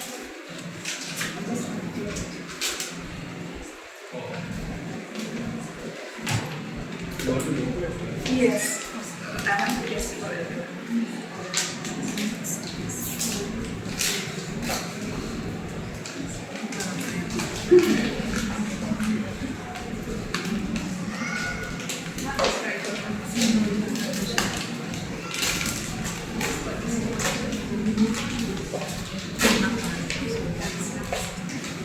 Maybe you can taste. Yeah, I tasted. Taste.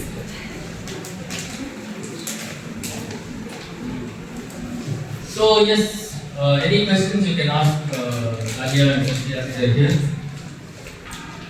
We'll move on to the next session.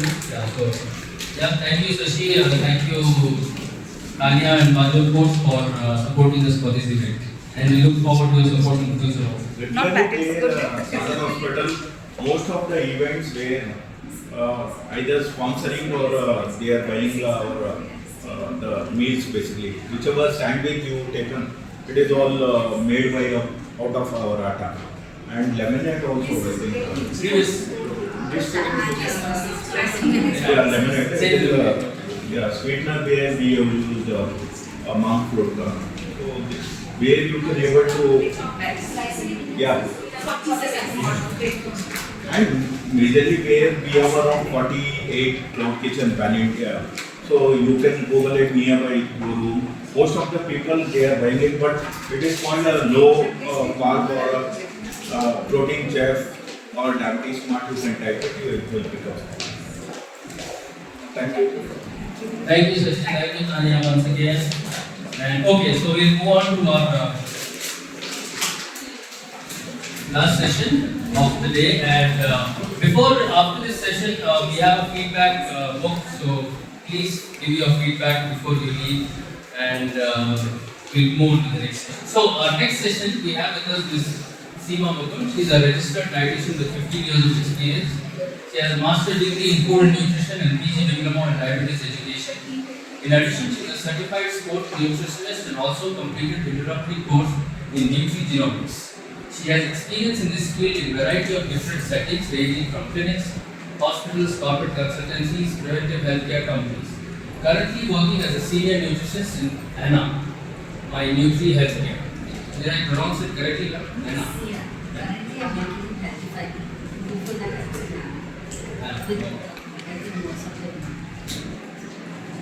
So she's a member of the Indian Dietetic Association since 2006. She is a member of the Association of Diabetes Educators since 2014. These are her national and international publications. Upward trend in obesity due to nutrition transition and stress eating and salt. An overview which was published in 2020. She has received Best Student Award in BSc Clinical Nutrition in Dietetics 2003 to 2006. She has been awarded the second prize in the elocution competition organized in connection with 23rd National Nutrition Week conducted by the Ministry of Human Resource Development, Community Food and Nutrition Extension Unit, Bangalore. Ma'am, it's a pleasure to have you amongst us. I welcome you on.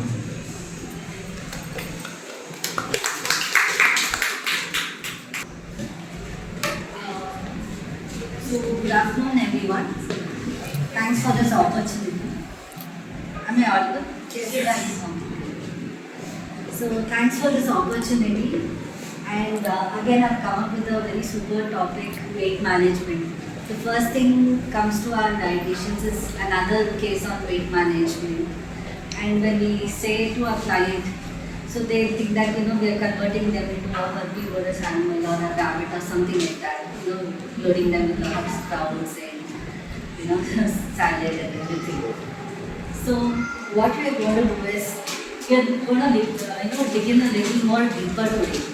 So I'll be presenting you with two case presentations. So basically, we all know that, maintaining weight is not just about the looks or, weight is not just a parameter. It's all overall well-being or, prevention of any chronic health diseases. So our goal is to, not to fix with any fat diets or anything like that, but go with a holistic approach where diet plays a very integral role. So our body is, not just, it doesn't work like, you just give a look in a calorie diet or, whatever is suitable, but it's a complete integrated approach. It's a very complex system where we study more in physiology, biochemistry, everything, and integrate everything. And then we come to a conclusion that what suits a particular person. So here I'm presenting two case studies with a scientific background. So I'll just take you quick intro and the logic behind what I suggested for that particular case. The first case is, she's a 35-year-old female whose height is 160 and, her initial weight was 80 kgs when she came. So her lifestyle, I wouldn't say she's sedentary because by profession she's a surgeon. But, she was not doing any specific physical activity apart from, roaming around in the hospitals or anything like that. But her target weight initially was to reach 70 kgs and now she's going to come up to her ideal body weight, 60 kgs, in which she's in the process. So her medical conditions were nothing major, just vitamin D deficient and B12 deficiency, which is very commonly seen in everyone. especially after this pandemic. We see 90% of the people diagnosed with bilirubin. And acidity and bloating were her major issues, which she was so helpless. She used to take tablets or sometimes even avoid tablets, but more or less it's sometimes she can't avoid because of her profession. She has to be fit and she has to be in good sound state. But she was dealing with this issue, and her husband was a big foodie. That is a big problem for her. So he eats and he forces her to eat. That was her initial complaint. But over a period of time, you will see, it was in a reversal. She started eating healthy and it had a wave on him as well. So yeah, and they both like traveling and eating out. So over a period of time, I had to train her on how to eat well outside, how to choose her own food. That was also a part of the program. So yeah, the diet plan progression. So initially we all start with a balanced diet itself. I don't go for a very low kilocalorie diet or depending on, I always usually consider her 24 hours equal as well as whatever calorie permitted, how much she can take. And based on that, I just go to take a narrow line in between. So for the diet plan progression, I started with a normal balanced diet. And she's a typical non-vegetarian who has at least weekly 4 days non-veg meals.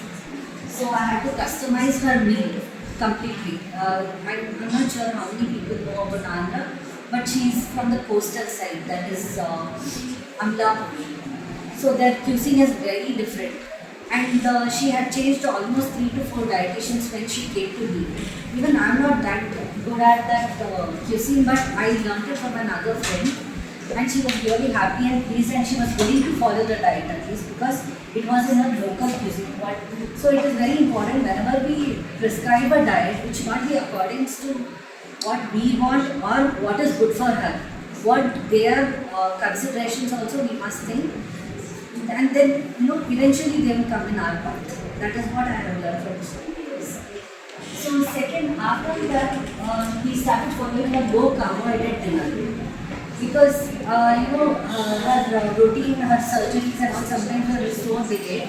She used to come home by 9:30, 10 o'clock and then spend time with kids, and that time she used to have her lunch.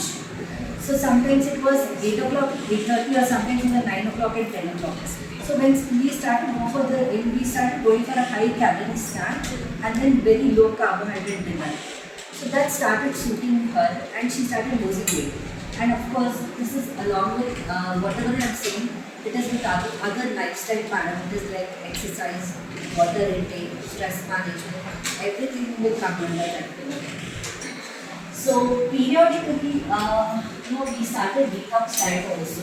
So different types of detoxes are there. So one major thing is, it breaks the plateau, it breaks the monotony. Also, it has a psychological effect on the clients as well. So they start feeling that, we are doing something new, we are doing something better. And then when they resume the plan, they'll be more excited and they'll start seeing the results. So, periodically detox diet was there and intermittent fasting because of her, schedule. Sometimes she could not have breakfast, she could not have her dinner. So we started with this intermittent fasting pattern where she had just 2 meals a day and in between a healthy snack, protein-rich snack, which she was able to cope up and she was feeling energetic the entire day. She didn't feel a difference. And liquid detox, that is a complete day of liquid diet that was also formulated by me, and a salt-free dinner diet. This is given for a very limited time. It is not a permanent solution. Why we insist on salt-free dinner diet is when sodium is reduced, obviously the water retention in the body reduces. So they start seeing 1 or 2 kg difference. One thing is it motivates us. Okay, it motivates us. Second thing is it relieves from the toxins of the body. So they start feeling light. They start exercising well, better, which will have a cyclic effect again. So this is given a short duration between 2 to 6 weeks, not more than that.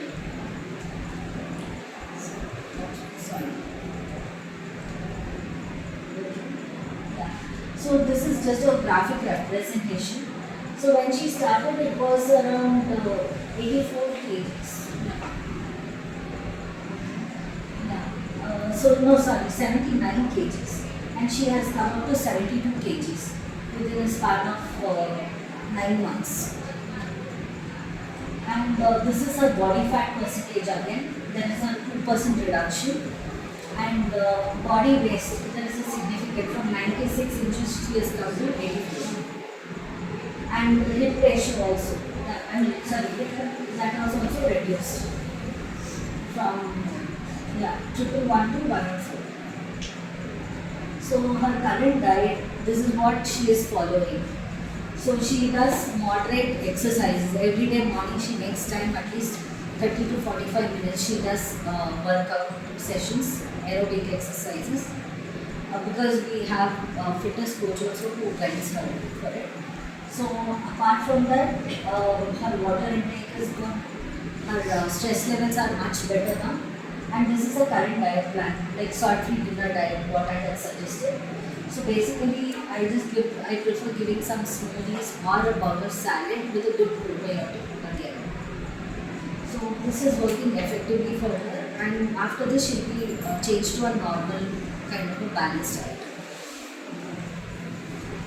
So this is just a pictorial representation of her, where more than the weight, the inch loss is very evident, and she was very, very happy because after a long time she has seen, after 2 kids, she tried a lot and she tried so much of self-writing because she herself is a doctor.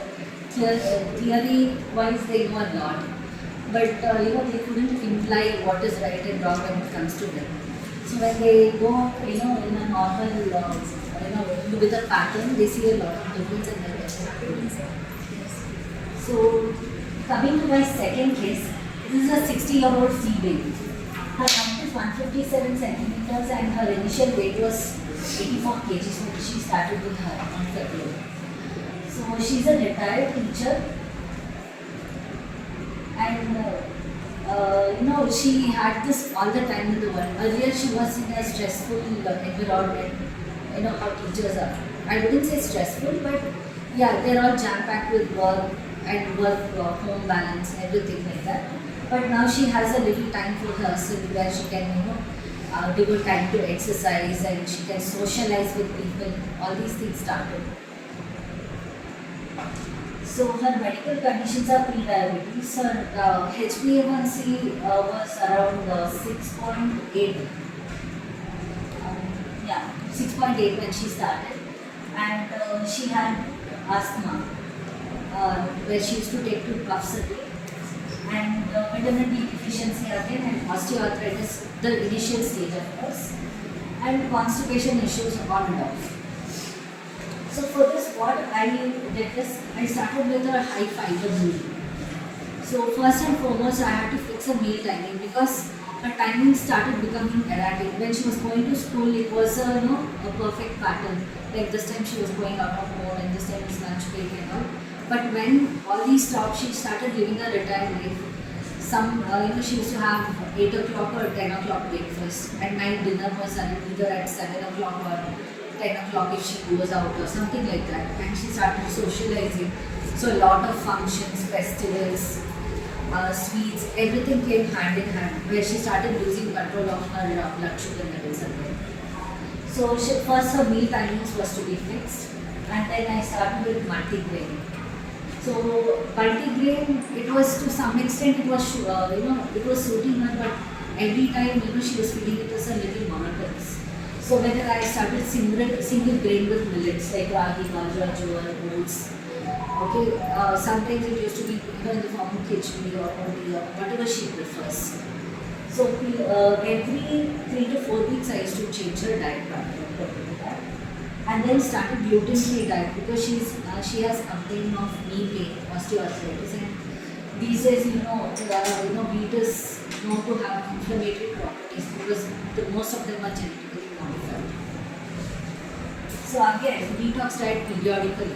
So detox diet, what I give is, I start with lot of liquids, I guess 4 liters of water per day with lot of fiber and probiotics. this is a method to clean the gut, and it's like a restart button for them. And hand in hand, periodically, some of the superfoods that I do for her soap fenugreek seeds, you all know the benefit of it. Psyllium husk, because she had constipation issues, and edible plum because of her knee bone related issue.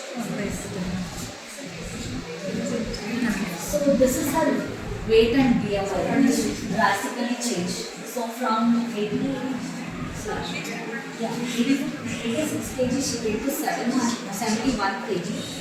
Her BMI also reduced significantly. And her muscle mass, it increased by 2%. And skeleton, this is the skeleton muscle mass, which again increased. So this is very important for her osteoarthritis case, where skeletal muscle mass along with the normal muscle mass should increase. And this is the body fat percentage. Ma'am, So- 1 second, I just, well, because they were all asking her what it is. So I thought, so that, you know. Yeah, ma'am, what is it? It's some, it says Sungal snack is some, it's serving some tea and Sungal. Yes, ma'am.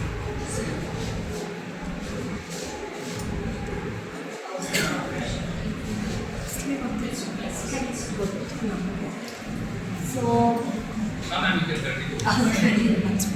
so body fat percentage, you can see not that significant, no, but there was a lot of progress in her visceral fat, which is very important.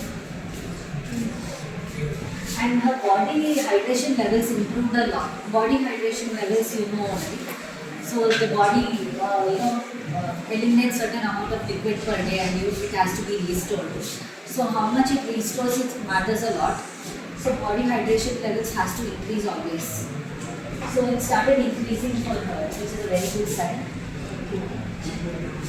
And her metabolic age also started decreasing. You know, it started coming, it's coming into her normalcy. That is 65 years. Now she's 60 years, but earlier it was 66. So her current diet, this is a low kilocalorie diet, which I have given with multi-grain. Single grain, and mostly high fiber diet, which she is able to tolerate now. Because fiber, again, we have to be careful. I'm not sure if everyone is aware. Fiber is of course very good for constipation, and everybody knows this fact. But if it is more than what they can handle, it will lead to constipation on the other hand. So it is very important that I increased her fiber gradually. Now she's able to tolerate it in salads and everything, and she's having the normal high fiber. So we usually track her food. In our app there is a feature called Snap, where they just pick a photo and the app recognizes what she's having, how much she's having, and gives the entire calculations like that. So her carbohydrate intake is adequate, calorie intake is adequate, carbs is slightly high, but it's still okay. Fiber is low, which she has to improve. On a day-to-day basis, we give them a feedback on how their yesterday's diet was, and that helps to improvise and implement, and it keeps the interest of the client. So some of the theories that are related to weight loss that I imply is set point theory. So most of them will have this question: why is it difficult for the dieters to maintain weight loss over a time? So they start losing weight again, they start gaining weight within more time on. Sometimes they hit a plateau, and it is very difficult to break the plateau. Why is it so? Because of the set point theory. Our body has this complex system where they literally body starts fighting its hand and its nails to reach that to not let go one kind of a weight, because the body has a threat that it might go into the starvation mode and starts conserving energy, and it will not break let us reduce our weight further. But this set point theory can be broken down by overall lifestyle management. So it is said that gradual 10-step down weight plus approach with persistent maintenance of each stage can help prepare the body. So it is like a restart button. So every time you reduce your weight gradually. That's why they say it should not reduce drastically. it should reduce drastically because the body keeps changing its set point. So the set point has to be reduced periodically and then the weight loss will be sustainable. And the second one is yo-yo effect. When I presented you my first case study, she had done so many weight loss programs herself, self-experimentation was.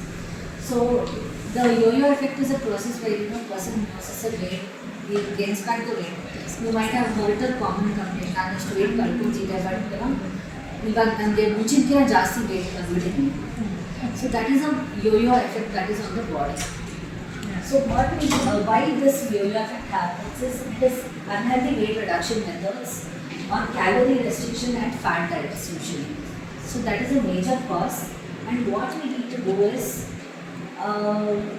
we need to ensure that healthy weight management programs are there. So like I said, individualized study is very important for this and sustainable. Every 10% we have to reduce the weight gradually. That time it is sustainable, that yo-yo effect will not happen. So these two theories I have applied in my 2 cases. There are of course many more theories which I haven't mentioned here, which is not applicable. So this I thought would be interesting for all to read. I mean, most of them will know, but again, it will be like a brush up. So all calories are equal. No, it is not again equal. So, for example, protein can increase metabolism and reduce appetite. So sometimes we can go on a high protein breakfast, high protein pre-workout meal or post-workout meal. So that will lead to the weight loss again. So losing weight is a linear process. No, it is not like a linear process. In fact, if you see on a lighter note, they compare it to a ECG graph. ECG graph, if it is straight, a person is kind of okay. If it is going up and down, there again. So weight loss program is more or less it's compared to that. There are ups and downs, but again you need to get back on track. You have to do it until you reach your ideal body weight or at least your target, if not ideal body weight. And supplements can help you lose weight. There are some good supplements, to some extent will help you. But again, it has more like a placebo effect. That is, it mimics, once the person starts taking any supplement or anything external, they have this feeling that, they're losing the weight and they start following other lifestyle habits, which is giving them a positive effect. But again, it is not completely credit goes to the supplement. Partially maybe yes, but overall it has to come to a good lifestyle. Obesity is all about willpower. So again, this is a very complex disorder. It is not always, you can exercise, you can do the diet. If you follow this diet, strictly you will be losing weight. Sometimes it is not like that. We need to find what is the underlying cause because our body is very complex. And then go to that, root cause, treat it, and then come back to a normal, diet or whatever you want to prescribe for.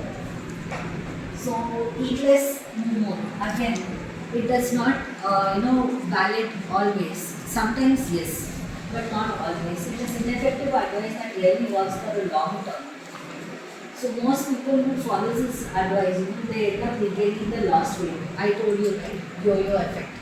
So they think that if I eat heavy meal or sweet or ice cream today, I will walk and I will burn those calories. No, it doesn't work like that.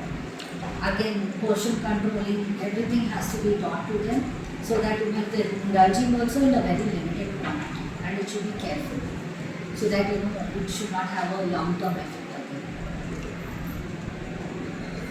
So eating breakfast is necessary to lose weight. There was this point, in my experience long back, you're skipping breakfast so you're not losing weight. So this was a theory and some people used to argue, I don't have breakfast but I'm still, not losing weight. Something like this, a lot of theories were there. But again, I again would say that, it goes from one person to another. For some people it might suit, for some people it doesn't suit. Some people, prefer staying light in the morning, having proper food in the afternoon, again light in the dinner. It works for them. Or 2 meals a day also works for them. So you need to figure out what works for you and then go ahead. way does diet works? Only diet usually doesn't work like I said. It plays a major role though, but only diet does not work. It is better to change the entire diet. So we being as dietitians, sometimes we just focus on the diet part of it. We don't, usually, ma'am, I'm following your diet, whatever you say, everything I'm having, but still I'm not losing weight. There could be a small reason that they're sleeping late in the night and they wake up early in the morning. So this could be a small reason, or they're sedentary. This week I couldn't do work at all, but they're following the diet. It doesn't make difference. Suppose they're doing everything in proper, they'll get very good results. So they're not doing any one parameter also. It is like it affects the diet part of it. So being a dietitian, we should not implement them, but at least we should have a check on them whether they're following it or not. So diet foods can help you lose weight. I think I read this content. So you need to eat every 2 to 3 hours. It's not true in everybody's case. There are some people whose metabolism is very high. For such people, it suits them. There are some people, who prefers just 2 meals a day. They can take around 500, 550 to 600 kilocalories also, and nothing in between, and still they maintain a healthy weight. So again, it's all about their body nature, how their body works, what they feel comfortable. We have to go by their rules again. The more fiber, the better. I think I told you during my case too. So it is not how much fiber, how much they are tolerated, what is required for them. According to that, we need to prescribe. So thank you so much. Any questions for me? I will be happy to ask. Hope I didn't go. Yes, we can take questions. Please. Can ragi be given to It depends. It is glycemic index is high, obviously. There was this theory where ragi was a banned drink. But again, the glycemic load can be considered. How much? It is not much they can be given. Yeah, in a limited quantity again. I can add to this. The method of cooking is also important when you take any cereal. Ragi as an alcohol will have very high glycemic index. Ragi as a source of ragi protein is very low. The same thing applies to even rice. Yes. Rice which is soft and mushy cooked. Rice which is, they're not sticky. And dry Again. And even they help by putting rice, fat, oil or lemon. That might help to reduce the The starchiness. Yeah, the rice basically don't stick. That is a science belief. Yeah. You can tell that Yeah, we can tell. But usually some people prefer straining off the water. That I do strictly I say no to them. Straining out the water, rice water, the cooked water. So that is a strict norm because it leaches out the vitamins obviously. But sometimes if it is a practice at their home and they're like this has given me good results and all, what I say is don't discard the water. Again, you can leave it overnight or something like that, and you can have it as a porridge in the morning or give it to your children or somebody. But again, they're good source of vitamin, and obviously most of them when we ask for the diagnostic test, they only reveal a lot, vitamin B12 and all. And where did you get your B12? So that is the answer I can. Have you seen any cases above 100 kgs or underweight? Many. So how do you feel of that? Because usually what happens is from 140 there is a 100. There's a plateau. So patient completely gets into adaptation. So high intensity training, nothing works. So how is that you change your training plan? So sometimes what happens is it might sound funny. I ask them to take a vacation. Just to stop everything. Yes, stop everything, completely alters their normal routine, and when they come back and start their usual routine, it starts, they start losing, not drastically like how they lost the water weight, but obviously muscle weight gain is not an easy journey for them. We would be mentally preparing them from a long time. Muscle weight gain is not easy. And we keep monitoring at least 0.2% also of muscle weight gain is a lot that we must see. And when they see that difference, they really feel very good about it and they continue that pattern. Other thing is you can go for detox diets and all those things. Again, it works to some extent. Actually, same thing. One of my patients at 99 kgs, now he is 89. His goal is 80 kgs. But this 89 is here only for past 3 months, he is 89 only. But he is very picky. He is not ready to change anything. Only his wife can communicate with me and she is the who books. So she is asking me what other options he specifically eats South Indian meals. He is from Andhra. So he likes all these nice kind of things and dal and all. So what we can suggest him, because he vegetables also very picky he eats. So I'm not I'm fine. He's a non-vegetarian. No, vegetarian. Not even egg. Pure vegetarian. Probably you have to again convince him for his preference.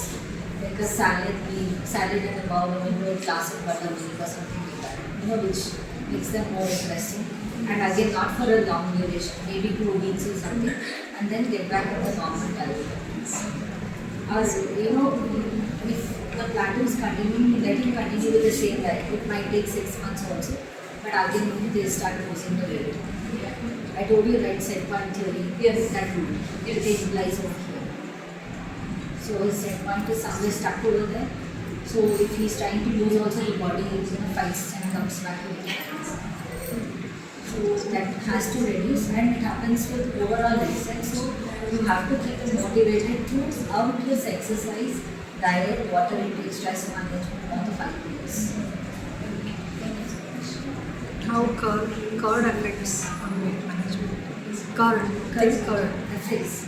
No, means can we advise How does thick curd affect diet? thick curd, especially vegetarians. Huh. All 3 meals they had, they want curd. Without curd, it is not complete. It is like complete. If they are tolerating, if they are good enough, it is. Does it add? Means does they make them fat? No.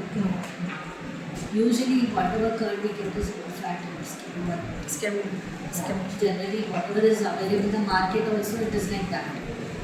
Again, nothing. Again, curd and milk and milk products I wouldn't advise in a large quantity. Maybe 2 times a day should be fine. Quantity wise is also not restricted. It depends on their weight and how much. If they are well built and all, they might need 3 times one small katori, it's fine. But if they are not that well built, they might not require so much. I mean, we need to calculate and tell you what That is what, especially vegetarians, no, that is like all. that is only source, milk and milk products for them. But that is what. But they can have in the skimmed milk. Curd, buttermilk. Buttermilk would be better. That gives their hydration. Thank you, ma'am. I just had one question. Is the egg that we get in the market, is it safe to eat? Because I've heard a lot of It's the not eggs in the the market. It's not. It's not. If you know somebody who has had a farm, chicken farm, where they say that they have let go of the chicken to go graze on its own.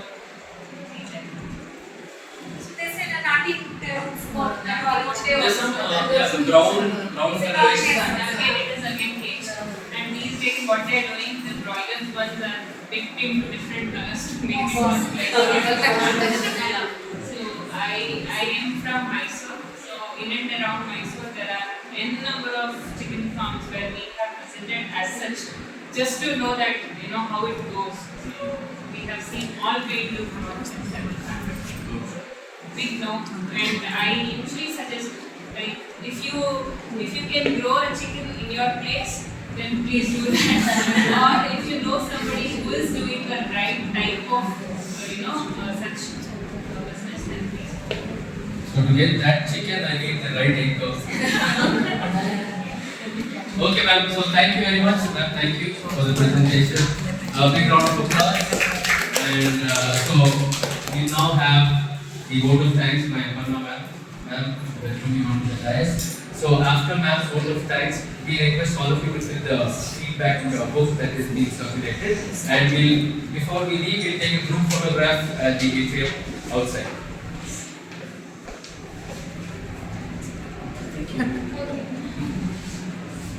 So good afternoon everyone. I hope you all had an insightful session. Maybe you're carrying some information from this session. I hope maybe this integrated approach, which I felt is something unique, so that we can work with some other fraternity also or professionals. At least in our setup, if we have, I think I've heard Archana saying they have Ayurveda and all. So I think that is most important. I also have worked with naturopathy and Ayurveda, and we have seen good results with it. So that is one, and I actually want to thank all the speakers for accepting my invite in their busy schedule, coming over and taking part in this event. Ms. Akshata, Priyanka and Seema, thank you so much. And I also like to thank all the delegates who have come and who have taken their time off from their hospitals especially. And special thanks to Usha ma'am and Chitra and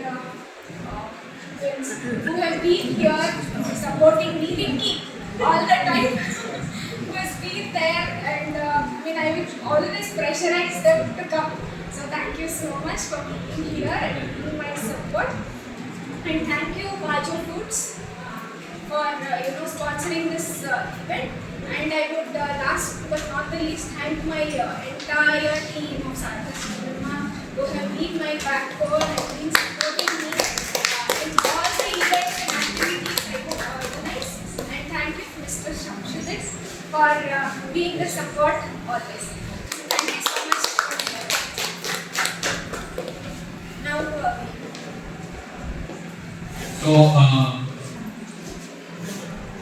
and I also would like to say this was a first session for many.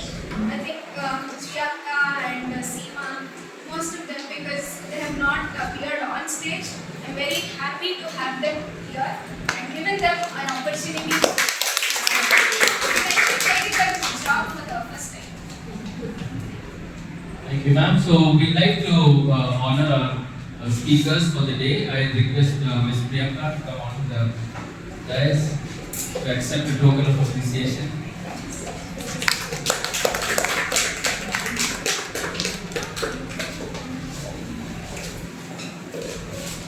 Dr. Akshata will come on to the dais to accept the token of appreciation.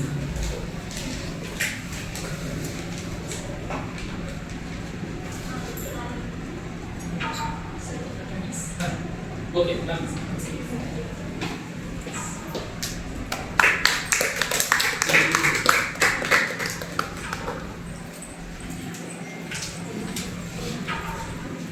And Ms. Seema.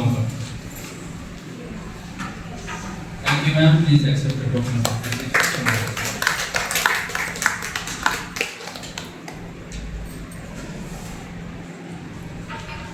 So we also have certificates for the speakers, and we'll also be sending out certificates to all of you digitally.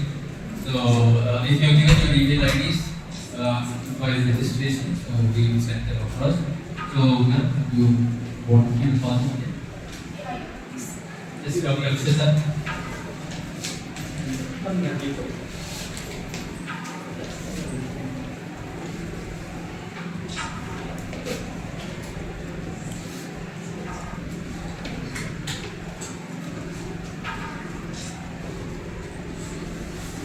Seema.